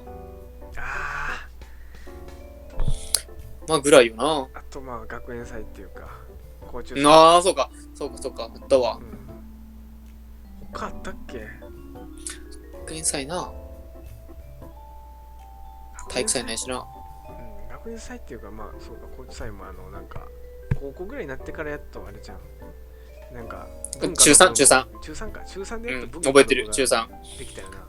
中3で、俺が原告の H 先生担にやって、で、俺らのクラスが初のお化け屋敷を作ったっていう。行ったわ。行って面白かった。あれもね、めちゃくちゃめんどくさくて、いわゆる学校改革館でさ、その初の学園祭的な感じやったから、ちゃんとした。何かがあったら困るわけやん、学校側が。だから、いかに事故をなくすかみたいな感じで、もう安全面のこの規約がすごすぎて、お化け屋敷なのに真っ暗にしたら、もし何かあった時に逃げられへんくて危ないって言って、多少分かりを入れなあかんっていう。お化け屋敷ちゃうやん、それ。ひどかったな、あれ。あのパンク何役出たんだっけ？俺、落ち武者やって。ロッカーから出たんだっけ？そう、ロッカーで、俺、あれ面白かったんが、なんか、なんだっけ、あれ、そう、学園祭でのアイテムの、その、持ち物の、なんか買い出しみたいな OK になってたよね、あれね、当時。あったあった。そう。そうや。で、俺がドンキじゃないよ、ロフトまで行って、落ち武者用の、その、なんか、かぶりもみたいな、ハゲのかぶりもみたいな売ってたから、それ買って、で、なんか塗装ちょっとして、で、あとは、その、同じクラスの女子で、なんか、何やったかな、あれ。なんかやってたよね、なんか。なんか、ハッピーかなんか浴衣かなんかわからんけど、持ってるみたいな。で、それをもらって、そう。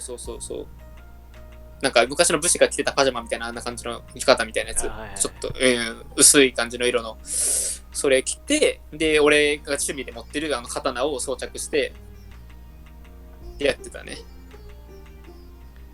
あと、貞子とかっておらんかったっけ？貞子は多分いないか。貞子は多分おらんと思う。おらんか、僕。じゃあそれは違う。多分別の年の誰かがやってた学年になっちゃうのかな、多分。か、なんか昔の思い出なんかな。なんか僕一回、どっかの学園祭かで、その、お化け屋敷入った時に、その最後に貞子が出てくるので、ほんまトラウマレベル怖かったよな。完成度高かったよな。そのなんか最後出ていく時に扉がなんか閉まって開けれんくなって、その出口が、で後ろ見たらゆっくり貞子が近づいてくる。怖いなそれ。そうで、開けて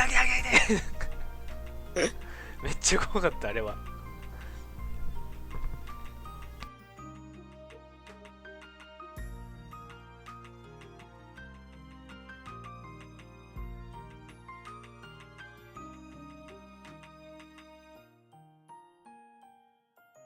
やば、怒られた。怒られた。じゃあ終わりますか、そろそろ。2時間41分か。ミュートなってるやん、これ。怒られた？怒られた。もうミュートなったら怒られてんな。そう。ってことで、ラジオ、何時間結構やったもしかして。2時間半。2時間42分。もうそんなもんか。じゃあまあ。8人見てんねんね。そうよ。すごいな。なんかこれちょっと成長よな。この時間でね。この時間でも。配信やでしても絶対、なんか1人2人やと思うねんけどさ。にゃんかけお休み。お休み。じゃあ終わりますか、俺らも。話はついことないけど。お疲れ様。お疲れ様。レポートどう？終わったんかな？どうや、これ。進んだ。こんな話聞きながら進んだ。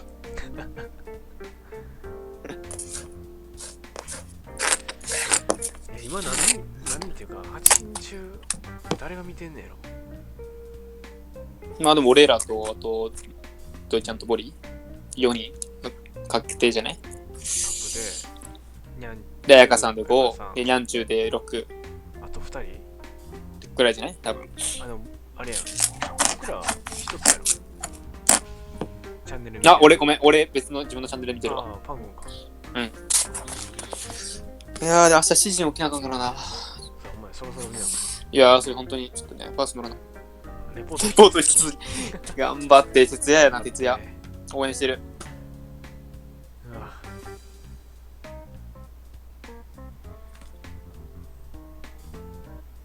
確かに飲みに行きたいけどな、もう時間がないからな、行ってる日が。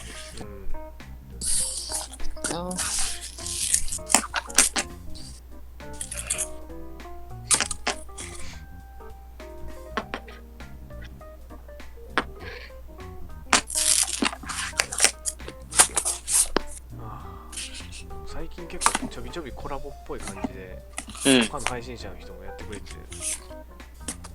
他の配信者のこと、どこにお邪魔してと。こっちのあれを。来てくれたこと。そういうこと。はいはいはい。前の生産しかり。あとあれ、作枝さんも。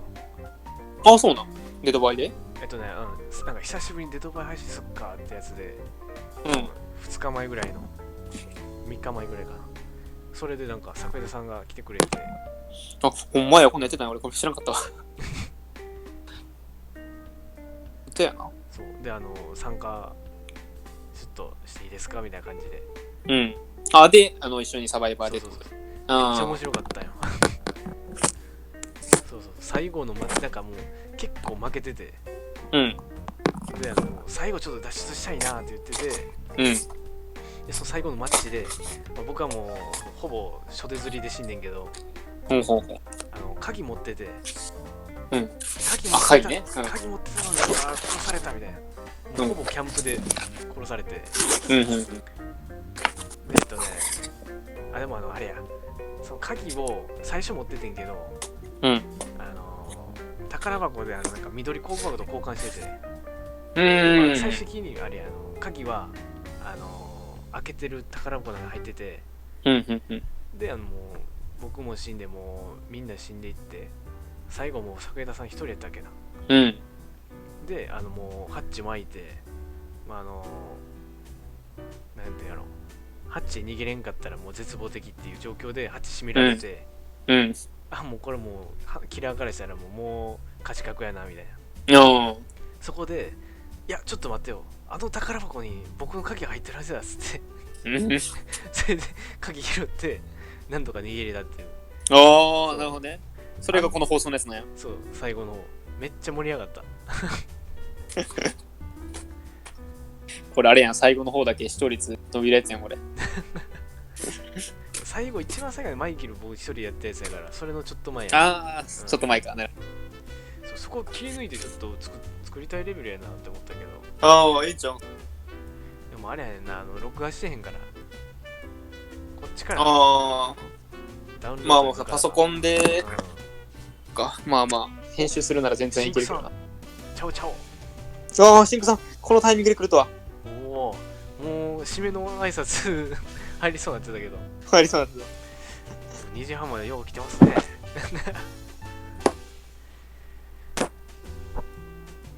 やもう僕らも2時間半ぐらいもう喋ってますから。ずっと喋ってるから。ずっと喋ってる。特に今日はかなりテンション高めで喋ってるわな。そうそう、昔の思い出話ずーっとひたすらやってるもんな。いや、面白かったな、今日は。いや、これ結構の繰り返し見れるレベルで面白いんちゃうかな。もう何回か見よう。俺らのだってもう言ったら青春時代が全部詰まってる動画やで、今日のこれ。詰まってるな。うん。こいつらアホやな、みたいな。俺らの学生時代全部詰まってるって言っても過言じゃない、これは。ちょっと変えなあかんかも。学生メモリアルとかに変えよう。確かに。豚パンラジオ学生メモリアル版みたいな。そうそう。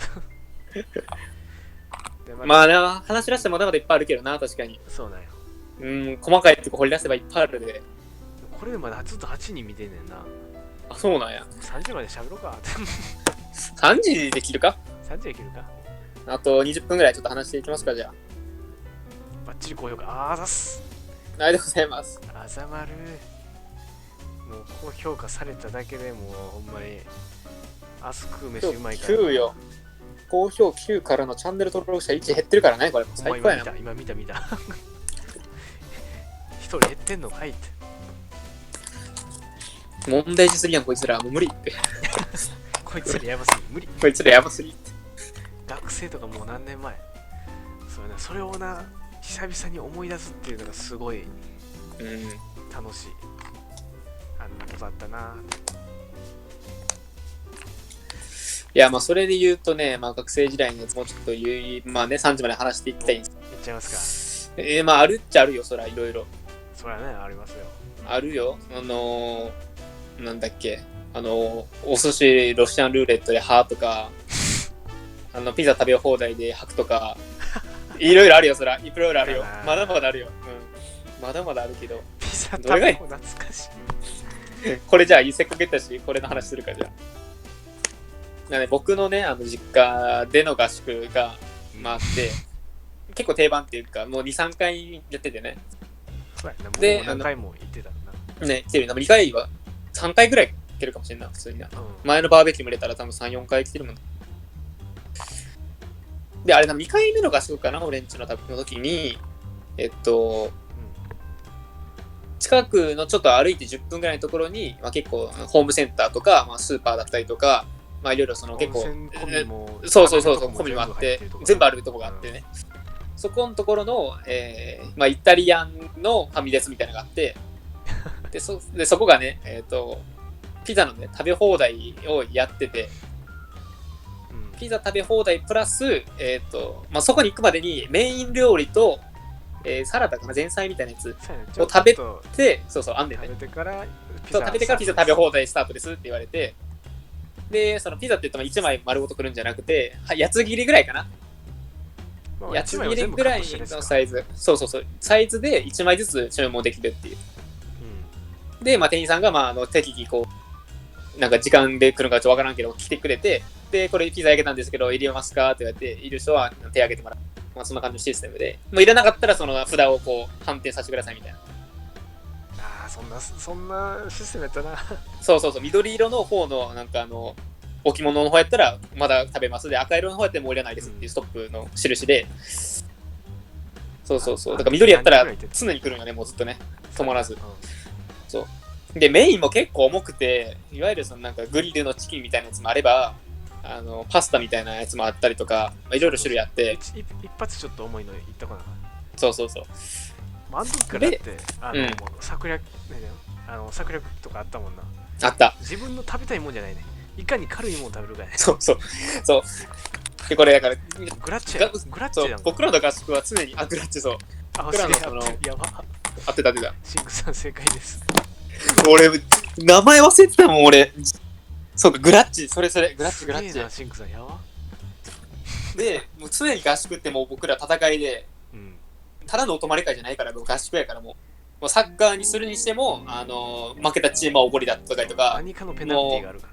温泉でサウナ入るって言ったらもうサウナ一番、早く出たやつが罰ゲームだったりとか、何かしらにつけてね。で、まあ、このね、ピザ食べ放題の対決ももちろん例外じゃなかったから、一番食べられへんやつがっていう。一番食べられないやつが罰ゲーム。で、人数多かったから、もうドベ2人罰ゲームみたいな感じになってて。あれやな、告白やねんな。告白やったかな、あれ。告白。罰か、そうか。一番重いやつ。そう。今日置いてきたものってマジか。すごいな。いや、でもグラッチは美味しいし、マジお手頃リーズナブル。普通に食べるんやったらええよな。普通に食べるんやったら全然あり。僕もなんかあそこ痛くないもん。食いすぎて。つい返してた？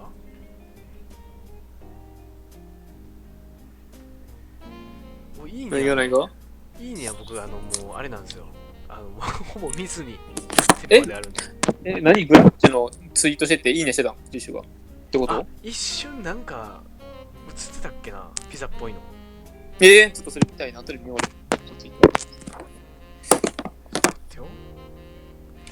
今から遡っても無理やわ。結構前なんそれ。今日はやった気がするけどな。どうなんやろ。これ今日の夜？ちょっと見たいな。いやもう相当行ってへんよ、俺のだって。何年ぐらい行ってへんねやろっていうぐらい。あれは関西にしかないのかな、グラッチは。全国にあるんかな。そこで食べた店舗以外もう見てへんもん。見たことないやろ。ほんまや。4時間前にツイートしてるやん、シンクさん。マジか。グラッチガーデンズ。うわー、懐かしいメニュー。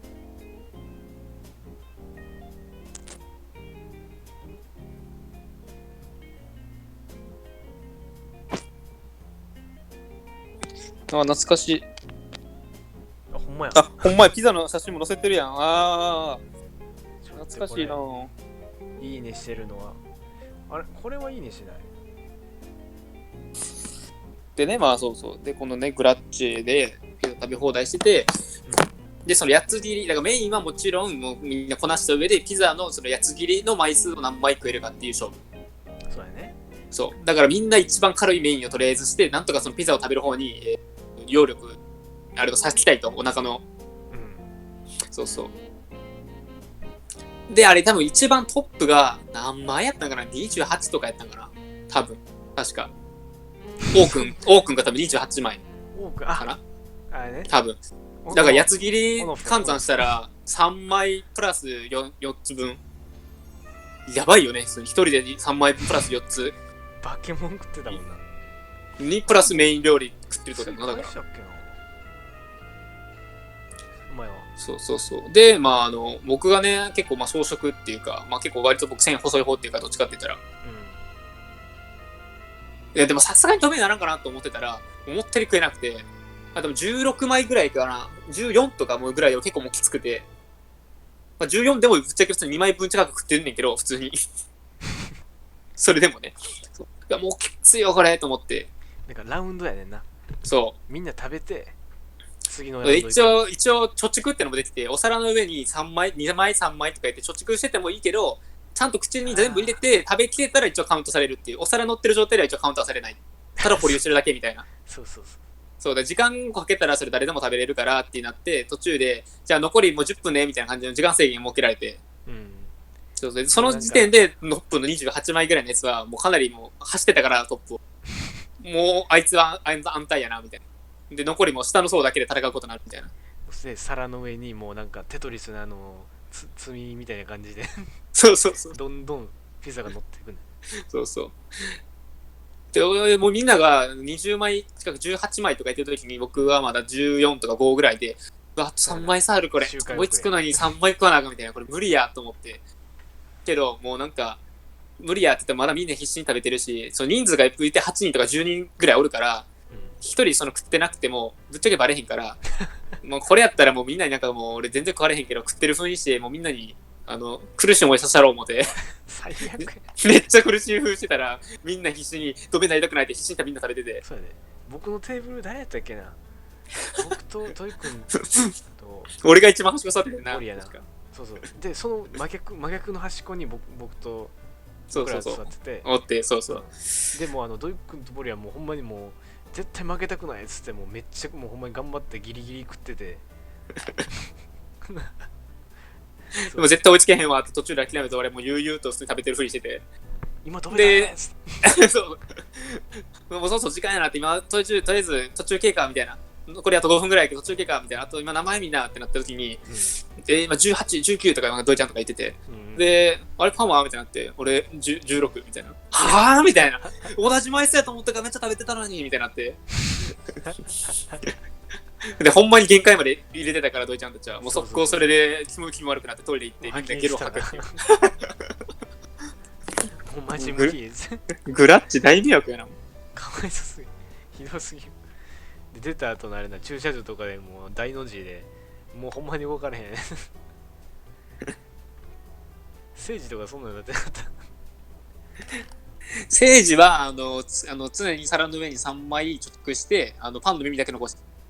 ピザの耳か周りのピザ耳がなしんどいよな、ちょっとな。ピッツァやったよねんけどね、これ我が家の勝負してるあれグラッチも1枚ちょっとこもってる。ほんまにああ、オッケー、持ったそうそう、もう1枚ずつ頼む方式だね。そうそうそう、一緒。東京にもあるんやな。東京で連れてってもらった時はそのルール。店舗によってちょっとちゃうところかもしれんね。店舗によってちゃうんかもね。そう、ラウンド制やばかったな。ついてけんくなった時点でもうちょっとマジでやばいからな。だって平均で全員20枚食ってるって思ったら、あの時多分12以上おったからさ、200枚分やろ。やばくない？どんだけ焼いてんの？ピザ25枚とかやるだから、やつ切りで。やばいよな。そんだけ焼いても全部食べ放題やから値段変われんねん。いや、そうやで。いや、俺らやばいと思うで。しかも入ってるんやろ。最悪やろ、向こうからしたら。損でしかないな。ピザ25枚分タダで出してるってやばいよな。原価安いんやろな、そんだけ。ああ、まあ、ロスト減らすために確かにルール改善されたんかもしれんな。僕らみたいなおるから。いやーな。ほんまや。だってこれだってあれ第2回やったら、第1回もやって第2回もやって、そう。2回やってるもんな、それ。そう。でピザの種類によってほんまにな、あれ命運分かれるからな。で、そう、聞いて、あそこの、グラッチに可愛い店員さんおったんよ。覚えてるわ、今でも。はいはいはい。覚えてるわ、あれ、第1回の時や、あれ。俺が、ここ、ビジネスおるんよねって言ってたら、おったおったおったおったって。覚えてるわ。懐かしいな。そうそう。で全然俺その人からピザもらえんくて、ちょうど俺の時に限って周りのみんなが取ってって、あ、食べます食べます食べますって言ってみんなもらって、俺の分だけなかったみたいな。ういみたいな。難しいな。あれでみんな、そう、あれでもうみんなピザ嫌やもんな。もう絶対もう一生食わへんみたいな。もう10年分は食った。そうそう、みんな言ってる。マルゲリータが一番いいね。そう、マルゲリータが当たり。一番食いやすい。そう、大当たりで。次ぐらいなんやろ。何種類やったっけあれ。あれや、種類はめちゃくちゃ多いよ。多分10種類近く多分ある。いや、第1回の時はあれ多分6種類ぐらいしかなかったのが、第2回やった時にめっちゃ種類増えてて、10種類ぐらいあったんよ、多分。そんな第2弾やからなんか拡張しましたみたいな。まあ、ある意味相当なって長い練習やってたしな。でもベース僕3種類ぐらいと思ってるけど。いやいや、全然、もっとある。マジトマトベース、で、一番重かったのが後半、キーマ。キーマな。そうそう。それはもうキーマが一番重い。そう。カレー系はマジで一番取ったらいけないやつ。緑っぽいやつもあったよな。あれバジルやったかな多分。あったっけ緑っぽいやつもあと、あれなんだっけグラゴンゾーラみたいなやつ。名前のやつ。ゴルゴンゾーラ、それ。チーズ系な。蜂蜜かけて食べるやつ。そう。あれがまあ。いや、でもあれも結構重たかったもん。後半チーズが。そう、ちょいヘビーなんよ。キーマよりマシ。キーマが一番きついな。キーママジで一番腹にくるが。そう、後半キーマ来たらみんな渋って次するか、みたいな。ここは一回見送るか。一回パスで。そう。グラテ店舗数少ないんやな。そうなんや。今度また罰ゲームやるか。もうグラッチ嫌やな。グラッチあれもう地獄やで、あれは。もう嫌や、男より絶対食われへんやん。今最近1食しか食ってへんのに。2キロ痩せてるのに絶対食われへんわ。バケも今腹減ってっからな、最近。面白いな。でも楽しかったな。ってことはあの時パン君告白したんか。あん時が俺誰にしたんかな。誰やったっけな。多分あの時が大月が宮前にちゃうんか。あれが北村なんか。でも青木さんと大月じゃなかった。あれ誰か宮前にやってさ、板国やろって言われたやつ。何やったんやろあれ。忘れちゃったな。まあ、相当な罰ゲームで告白してたもんな。今思ったら最低やけどな。そんなで告白すんなよって話やけど。まあ、実際それで付き合っちゃったね、グループもあるからな。あるからな。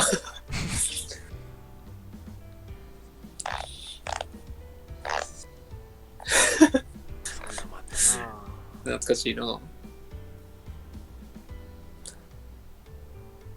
あ、そっか。青木さんが知事に告白したんか。あれは僕おらん時やけどな。あの時、あれは一番最初のまだ元さんの合宿の時。しかも僕、青木さんに告られて男なのにもう OK 出したからな。それな、お前。意味わからん。まあ、青木さんやったらまあ、いいわと思って。やばいな。その日、グラッチこんな話知らんねん。すごいな。まさかのこんなにリアルタイムで今日行ってきたとは思わなかったシンクさんが。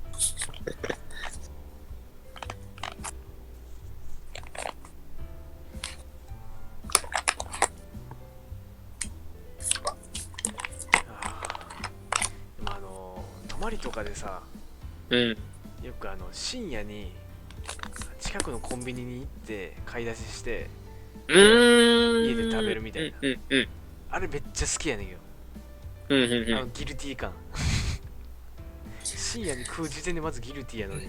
確かに。でもあんまり高校の時の合宿ではなかったんかな、そんなには。あ、そうやな、その時は。かな多分。大学入ってから結構もう、夜出ても大丈夫やから。そうやな。あ、ビアコンの時とかも行ったな。あれめちゃくちゃ遠いのにさ、コンビニまで。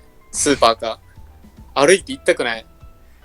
ビアコンの時覚えてない？ビアコンのホテルで、フットサルした時のあそこのやつでさ、コンビニクソ遠いのに。みんなで行ったっけ？いや、みんなでもう行ったかな。みんなで行ったよ。いや、どうやったかなちょっと覚えてないな。車使わんかった？いや、車は使ってない。そうか。いや、あの時だって電車もビアコ行ってない。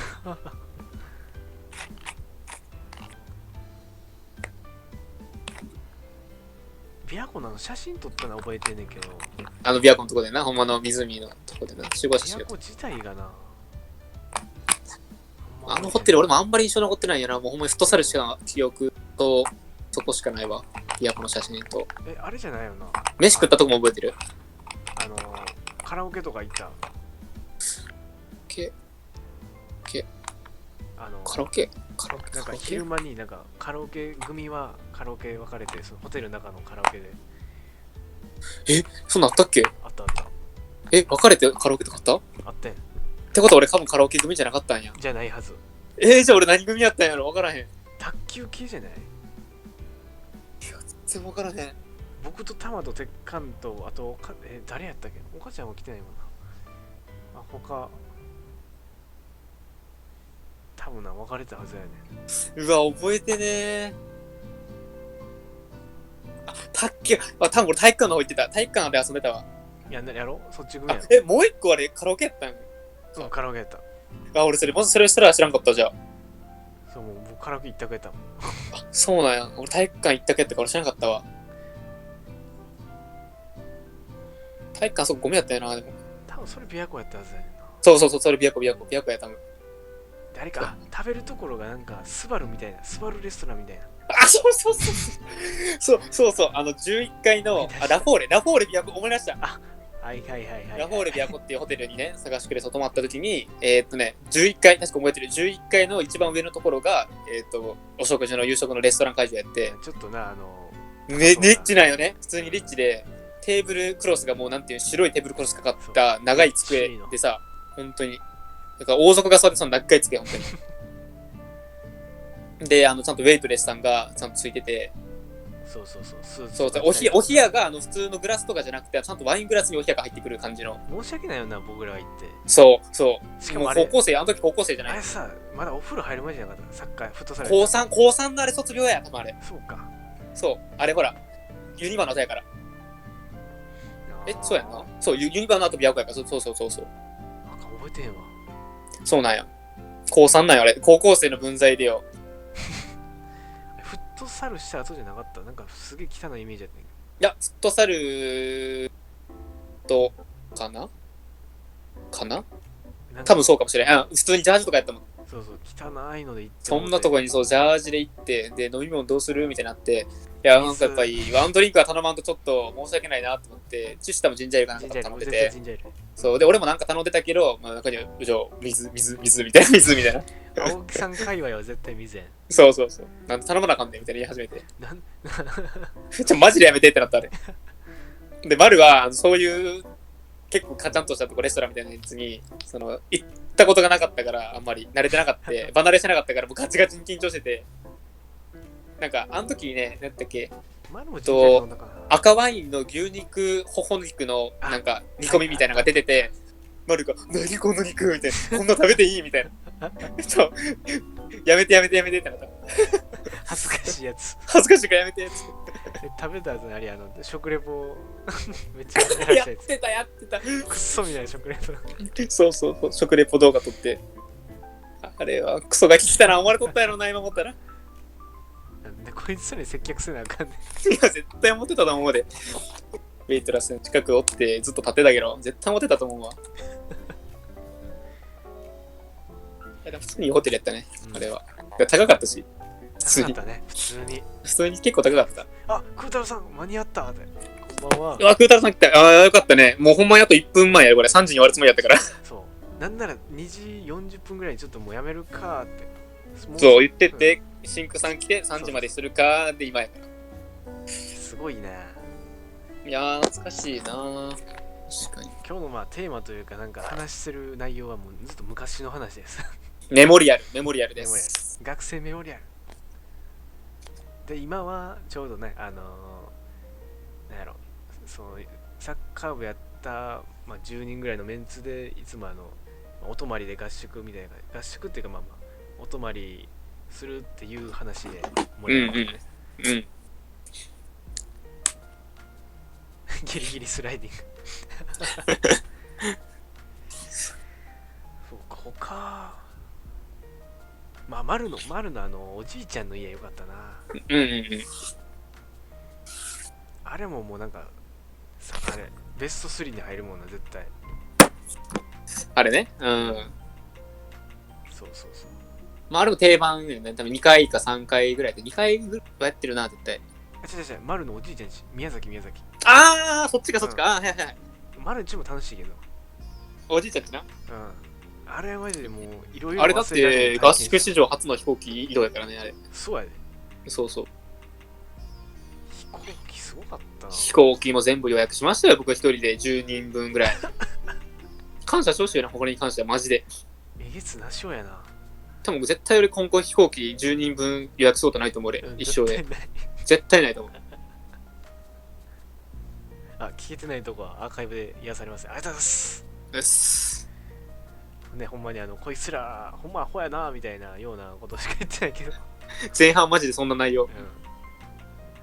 なんか何だっけあれ、女子トイレとかにもうなんかの中を想像するのがもう宇宙の神秘みたいなそんな話してた。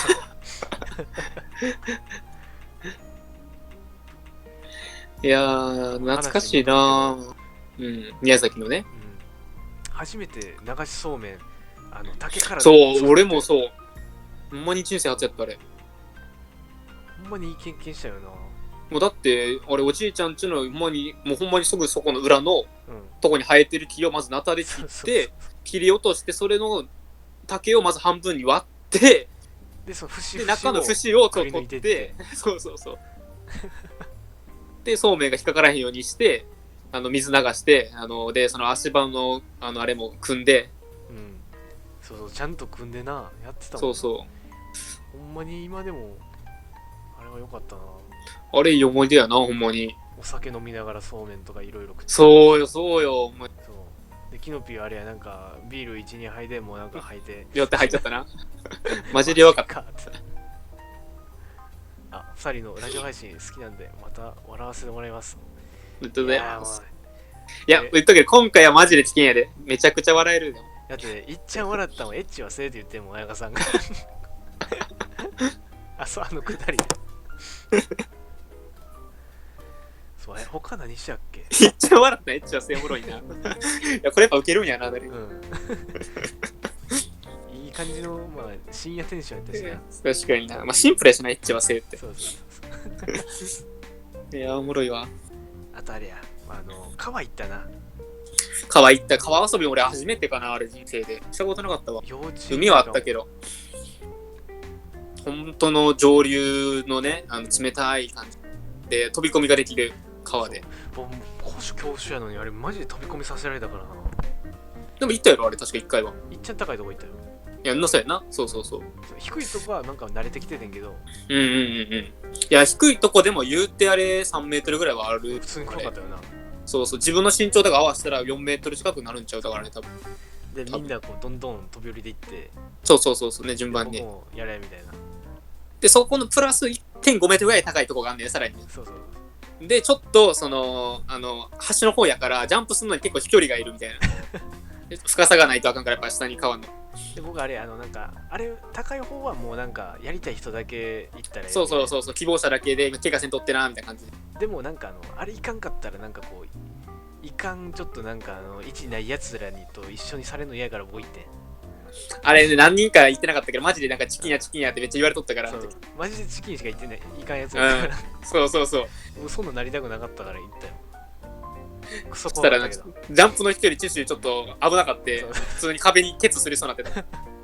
みんなこう飛び込みって感じでこう言ってたけどもうその場からこう飛び降りるみたいな感じで。そうであれ斜面何だか斜面になってたからうん。ちょっとケツすれそうな。でもあれ、その飛び込んだ友の本人、そのギリギリやったの気づいてへんっていう。そうそうそうそう。もう普通に飛び込んだだけ。で、飛び込んだ後に、チューシュめっちゃ危なかったね、言ったら、ほんまにっつって。キョトンって。あの時ミッチーがなんか足つってなんかやばかったよ。あった。みんな救出するぞ川で足つんだらマジでやばいもんな。マジでやばいし、川ほんまに浮かへんねやってあの時初めて知った。怖い。しかも結構深めのやつやったからガチガチの。ガチガチ。じゃあ飛び込んだ後さ、普通海とかでも絶対浮いてくるのにさ、もうほんまに必死に、そう自分でこう手でかかないと水面に上がってこれへんっていうのを初めて知って怖かった、ほんまに。水飲んでもそんなな、喉が痛いとかはなれへんけど。ないけどね、そう。泳ぐ面で怖かったな。怖いな。やっぱあれ、ライフジャケットみたいなやっぱいるよね、川は。安全に遊ぶなら。しかも流れすごいもんな、普通。流れも早いな。確かに。あれ、誰かサンダル B サンドル入れて普通に流されとったしな。だような。難しいな。川で遊んで、その時夜何食ったんやったっけな。あれまず着いて最初多分普通にサッカーしたやろ、あれ。で、その日の夜がそうめんやってんな、サッカーの日。その日の夜がそうめんなんかな。次か。そうめん多分2日目な気がする。マジで多分。ちゃうか。バーベキューしたやん。バーベキューしたな。バーベキュー長いそうめん多分昼飯やろ、あれ。ちゃうわ。ちゃう違う。夜やったはず。いや、夜か。バーベキューはしたな。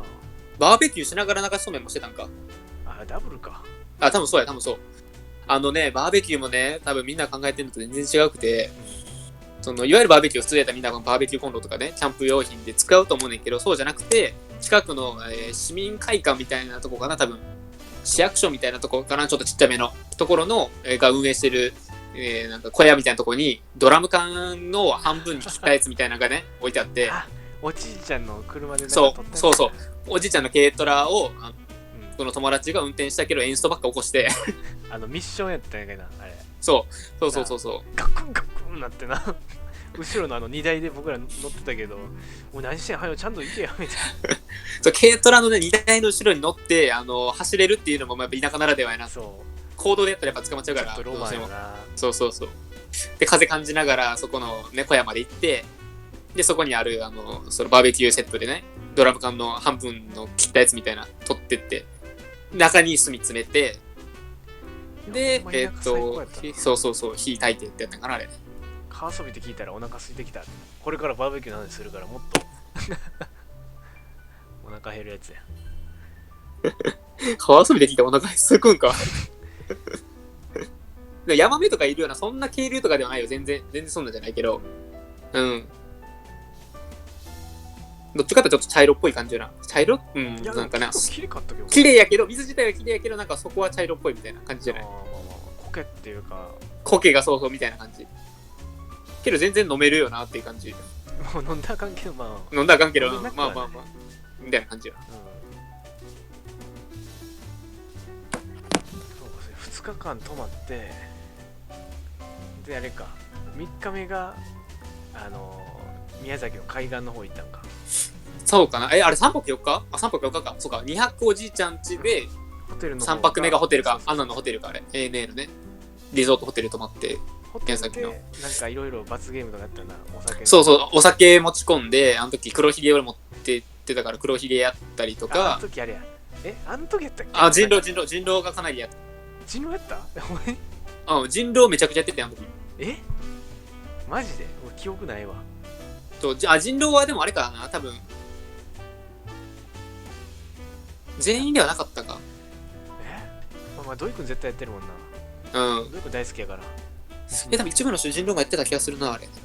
僕人狼やって多分参加してるはずや。何の罰ゲームやったっけ？なんかの罰ゲームめっちゃ盛り上がったのか。何やったっけ？黒ひげあれ。黒ひげでミッチーがフェーラってやったら、なんか、あれそれはちゃうで。あれは、俺の、ホテルやから、あそこの。そうか。なんか、なんだっけ、下単語。初代あれ、そう。なそう。最悪やんな。そう、普通の黒ひげじゃなくてね、古今東西みたいな感じやな。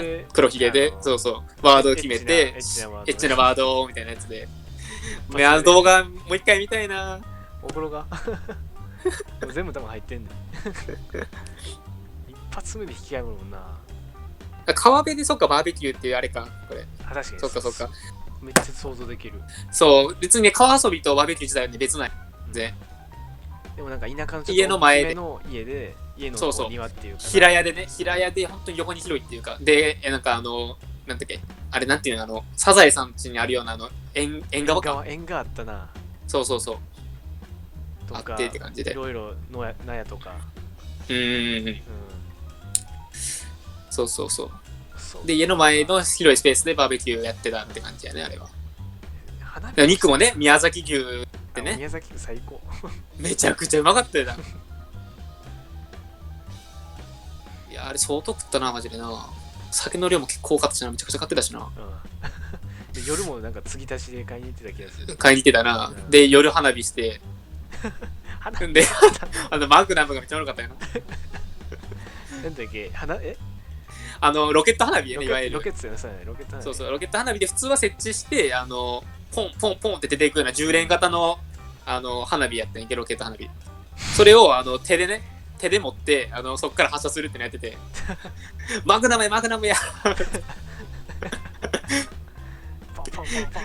ついてやってたら、なんかたまに全然違う方向に飛んでって、それが、友達のおじいちゃん家の家の河原とかにすげえ当たってて、燃える燃える燃えるっつって。おじいちゃんの顔がちょっと険しくなってんだ。そうそう。でもなんかみんな、家族みんな笑ってたわね。にゃんちゅうおやすみって。おやすみにゃんちゅう。おやすみ。面白かったな。やば。で、あれや、飯食ってる時にさ、友達の丸のおじいちゃんがなんか誰か一人にこう、ずっと話しかけてそうそう。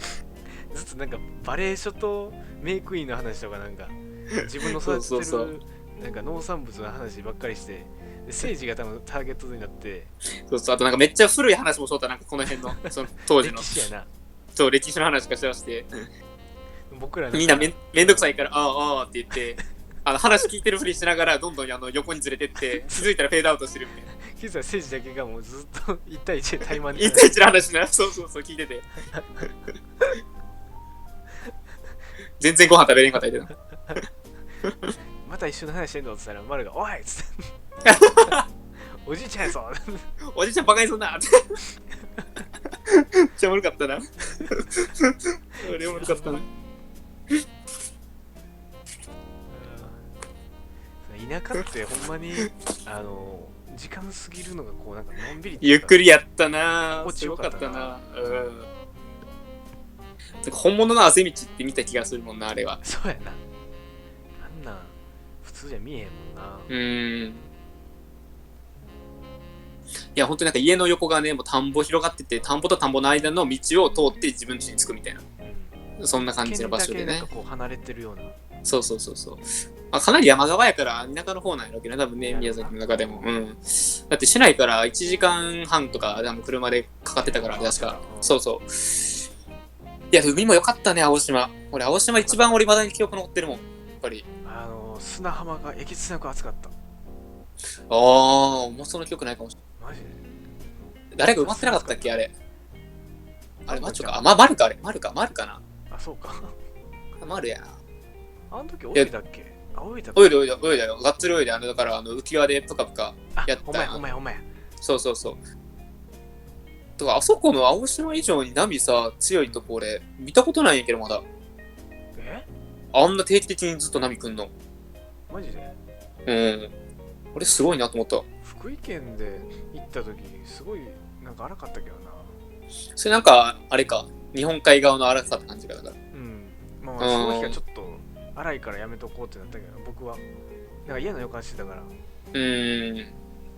あんま海自体なんかなんやろ好きじゃないっていうか、ちょっと怖さがあるから、僕と土井くんはあんまり海入りたがれん。あね、なんかあんなちゃんとしてる海水浴場やのに、なんかこうなんていうの、ほんまのなんかこういうちょっとこうなんか津波じゃないけどさ、こうわかるこのサーフィンするような波がちょっと来るような感じっていうのを俺初めてやったよ、あの感じ。ああ。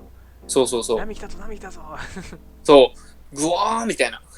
まあまあ。めっちゃ楽しかったな、あれ。僕はなんかな、こう、引きずられそうで嫌やねんな。引き波でってこと？なんか怖いのが。ああ。海ってのは。土井くんはあれ、サメが怖いから嫌や。海水浴場おらんちゅう。サメ絶対入ってこへんから。大問題な。海外でやっとこさちゃうん。上手だよな。日本の海水浴場、ちゃんとした海水浴場で網で引かれてたら絶対おらんから。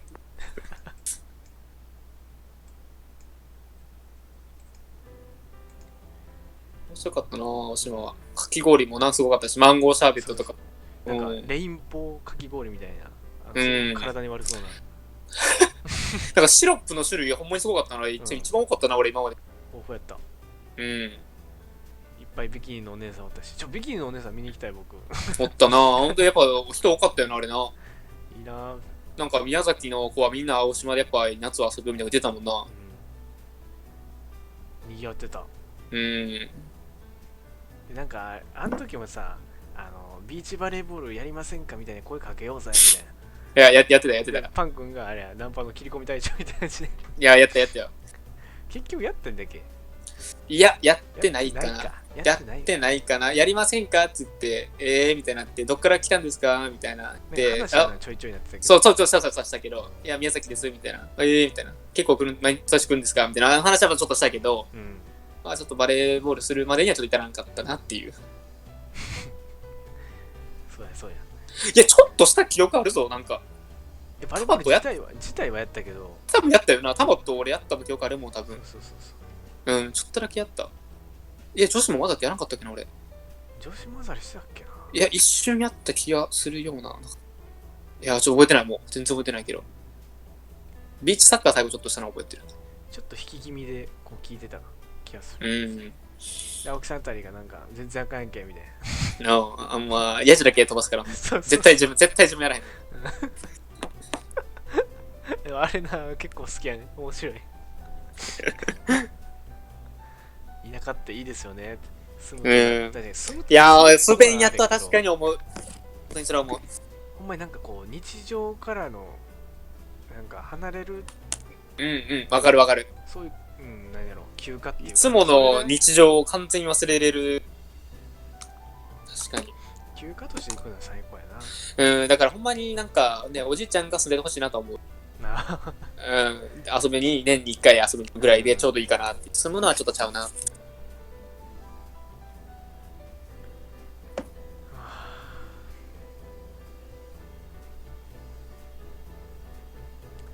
海なぁ。難しいな。あの時一番俺は人生で初めて、彼女とデートってこんな感じなんかなっていうのを実感した時でもあったからね、あれが。そうか、あれか。T さんが。T ゾーン。そう。もう、あの時俺マジでほんまにさな。これが彼女とのデートかなみたいな。あの時、海岸でなんかなんだっけ、スイカ割りしたやん。うわー、したわ。めっちゃ懐かしい。したわ。あれ、男8、9人ぐらいで、女性で女の子1人で。やった、そう。シンデレラかみたいな。シンデレラは白雪姫かみたいな。僕らドワーフちゃうかみたいな。なんかそんな感じだったな。まあでも俺らのチーム勝ったからな。あれ、別チームか、あれの時。知らん。もう覚えてへん。覚えてないな。俺、タムとね、同じチームで。ワッチョもおったわ、応援した。ワッチョと俺と、セイジかな。セイジや、多分。セイジと俺とワッチョとタムの4人かな、多分。多分そうやわ。忖度みたいな感じで、T さんに。そう。スイカも結構高かったね、あれ。買ったけど。あれ、買いに行ったの僕らやで。じゃあ僕や。そう、覚えてる。一緒に行ったもんね。調べて、スイカ売ってる場所探して。ボリそう。4人でスイカ買い出し行って。どういうの弁で？いや、そうじゃん。宮崎。いや、多分それレンタカー向こうで予約してたやつやろ、だからあれな。そう。スイカ割ってんけど、割る棒がなくて。ああ、そうやったかな。棒みたいなのありませんかみたいなこうスーパーで聞いてて。であ、そうかそうか。めっちゃ中性的なんか、女性のような男性の。ああ、思い出した。おったな、そんな人。うわ、この人なんか、すげえめっちゃ綺麗みたいな。うんうんうん。男性なんて思う人に、なんか角材取ってきてもらって、そうやそうや。そうやそうやそうや。覚えてるわ。そうそうそう。あれで、そうか、角材もゲットしてか。そう。ああ、そうや。まや。スイカかぶったな。かぶったな、割れたやつ。スイカ、割れたスイカめっちゃ食ってかぶったったわな。なんでかぶったんやろな。なんでかぶったんやろな。まだテンションおかしかったな、あの時な。意味がわからなかった。意味がわからんな。頭ペタペタなったし。あれのせいで俺かぶれたからな、確か。目充血止まらんくなって、確かあの後、帰ってからも。かわいそう。そう。俺言ってたもん、1週間ぐらいなんか目俺充血治らんねんけど。スイカで。無理かやばって。おかしいな。ああ、海っていいな。いやー、おもろいな、やっぱな。うん。やっぱ1年に1回でもそうやって思い出作ってたのはやっぱでかいかもね、普通に。うん。恋しない、その1回行くのが。そうそうそうそうそう。なんか生きる糧になるわ。あれがあるから夏が好きみたいな。夏来たなってなるもんな、合宿始まったら。そうそうそう。それで言ったらだってな、この前の去年のリフでもバギー乗ったしな。バギーめっちゃ面白かったな。面白かったな、人生初バギーな。あれも予約した僕ですけどね。あざっす。あ、ボリにもした。あ、ボリとあれ、でも中心も手伝ってもらったっけあれ確か。3人でやったな、あれ。予約な。やったか。確か1人でできんかって、なんか限界があってんな、あれ確か。あ、なんか、そうそう、3台借りるのに1台、1人1台までしか予約できんから手伝ってって言って手伝ってもらったわ、確か。現地でな。そうそうそうそうそう。そうや。前日、雨が降ってたから、逆に当日なんで。ああ、そうそうそう。道がちょっとな、ドロってなってるから、バギーで走りやすかったよ。そう、バギー本来のなんか楽しさみたいなの出てたよね、あれね。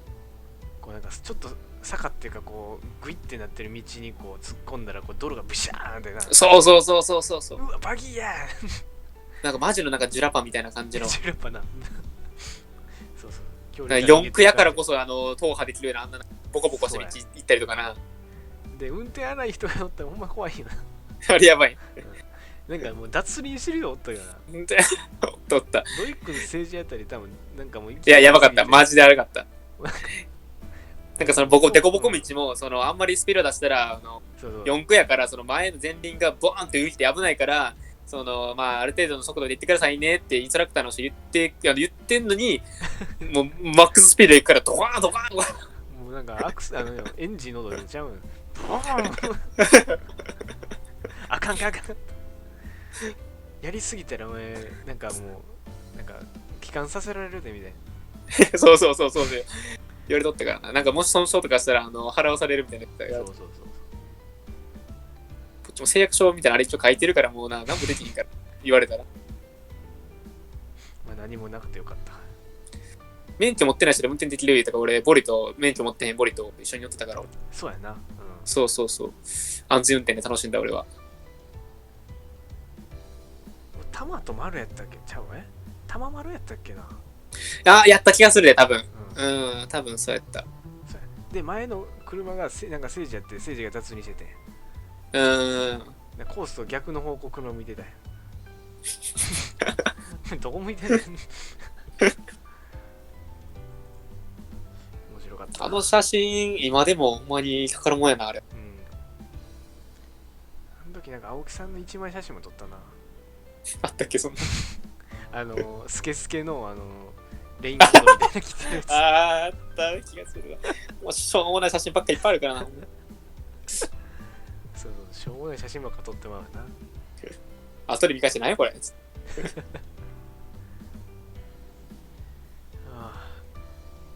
生ビールのコテージも最高じゃなかった。生だるから自分でこうつなげて入れるやつな。で結構なんか飲食で働いてるやつらおったから、まあ僕も含めて何のあれもなかったな、トラブルもなくな。ビールの入れ方に関してはマジでうまかったな。絶対僕入れるかみたいな。いや黄金比率でバカうまい。お前もうクソ下手やからもう変われそのコテージのねキャンプ地着いて、もうすぐにそのビールダルとジョッキとかその辺もらって、もう全部ジョッキも冷やしとこうって冷凍庫に冷やして、キンキンに冷えたやつでな。でちょっと早く帰った僕らが、僕多摩どう行くあたりかな、そのチームがあれやね、先にちょっと一杯飲むかっつって。いや俺もおったあの時。おったやってた。ビールダルもらえるの俺しかおらなかったからあれ。そうたまにあれセッティングしてもらって。働いたしええやろみたいな。そう。一杯行こうぜ。肉もバカうまかったよなあれな。飛騨牛うまいよな。やばかった。バーベキューでね、一回前に食うだけでも価値あるもんな、普通に。生きててよかったぜ。わざわざだって、あれよ、高速まで乗ってさ、2つぐらい先のさ、インターで降りてさ、精肉店行って買ってたからな、飛騨牛、玉と一緒に。そう。肉係僕らやった気がするけど、ちゃうか。さあ、俺か、玉か。玉とあれや、俺、スーパーにいたんや。スーパー行ってん、俺。そうや。で、もろこしとかいろいろそういうの買ってとか。野菜系やろ。そうや。僕、土井くん、ボリあたりが、あれ、肉回りやね。精肉店とかでこう、肉いろいろ買ってた。いや、俺もお肉、俺も行ったぞ、確か。じゃああれ、宮崎か、あれ。いや、宮崎か、俺の記憶。あれ、宮崎やわ。宮崎や。そうや。肉の記憶、もしかしてあれやな。三重やな。三重の松ヶ牛も精肉店で。そっか。あれはベンツやね。そっちもあるわ。そうやな。土井くんの。そう。あれ多分あの時は俺もおったんちゃうんかな。4人。言ってた。そうやな。大体なんかいつもそうやな。合宿の時、そのメスあるよな、いつもな。確かにな。そうや。あれになんか固まんねん。固まんねんな、なんか。食材にはやっぱうるさいからな、こう。うるさいやつが集まるっていう。ぶっちゃけ聖女が多分食えたらなんだ見分けん、あいつら。そう。他に任せられんからもうそうやったら行くわっす。おやすちって。やんかげ寝る言うておもろくて寝れへんやつやん、これ。お前や。俺らも3時半や。そろそろ寝なあかんな。やばいな。ちょっともうね、話これつきませんから、もうこういう話も。でもラジオちょっともう早やりたいな、まだ。だって、明日仕事はない？明日は一応学校。学校学校な研究室の集まりみたいだけど、結局なんかもうあれや、授業とかないし、もうわざわざ2時間かけて学校行くのしんどないってなって、そうやったらもうオンラインで集まるかみたいな、そんな話になってる。なるほど、全然話聞いてない。ないんかーい。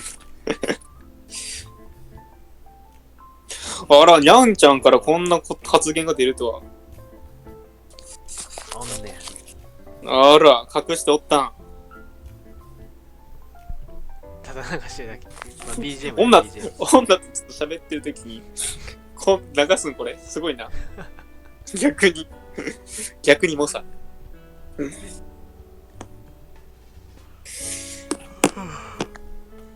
いや、7人の方見ていただいてね、最後までなんか お付き合いいただいてありがとうございますって感じですけど。これあれやで、パソコンやったら8人やで、リアルタイム。ほんまに。ずっと8人。すごいな、もう絶対寝落ちしてるやろって。してるね。俺もね、そろそろちょっと携帯の充電がね、あともう、実はね、10%来てて、もうちょっと切れるから、本当に終わらないとなっていう。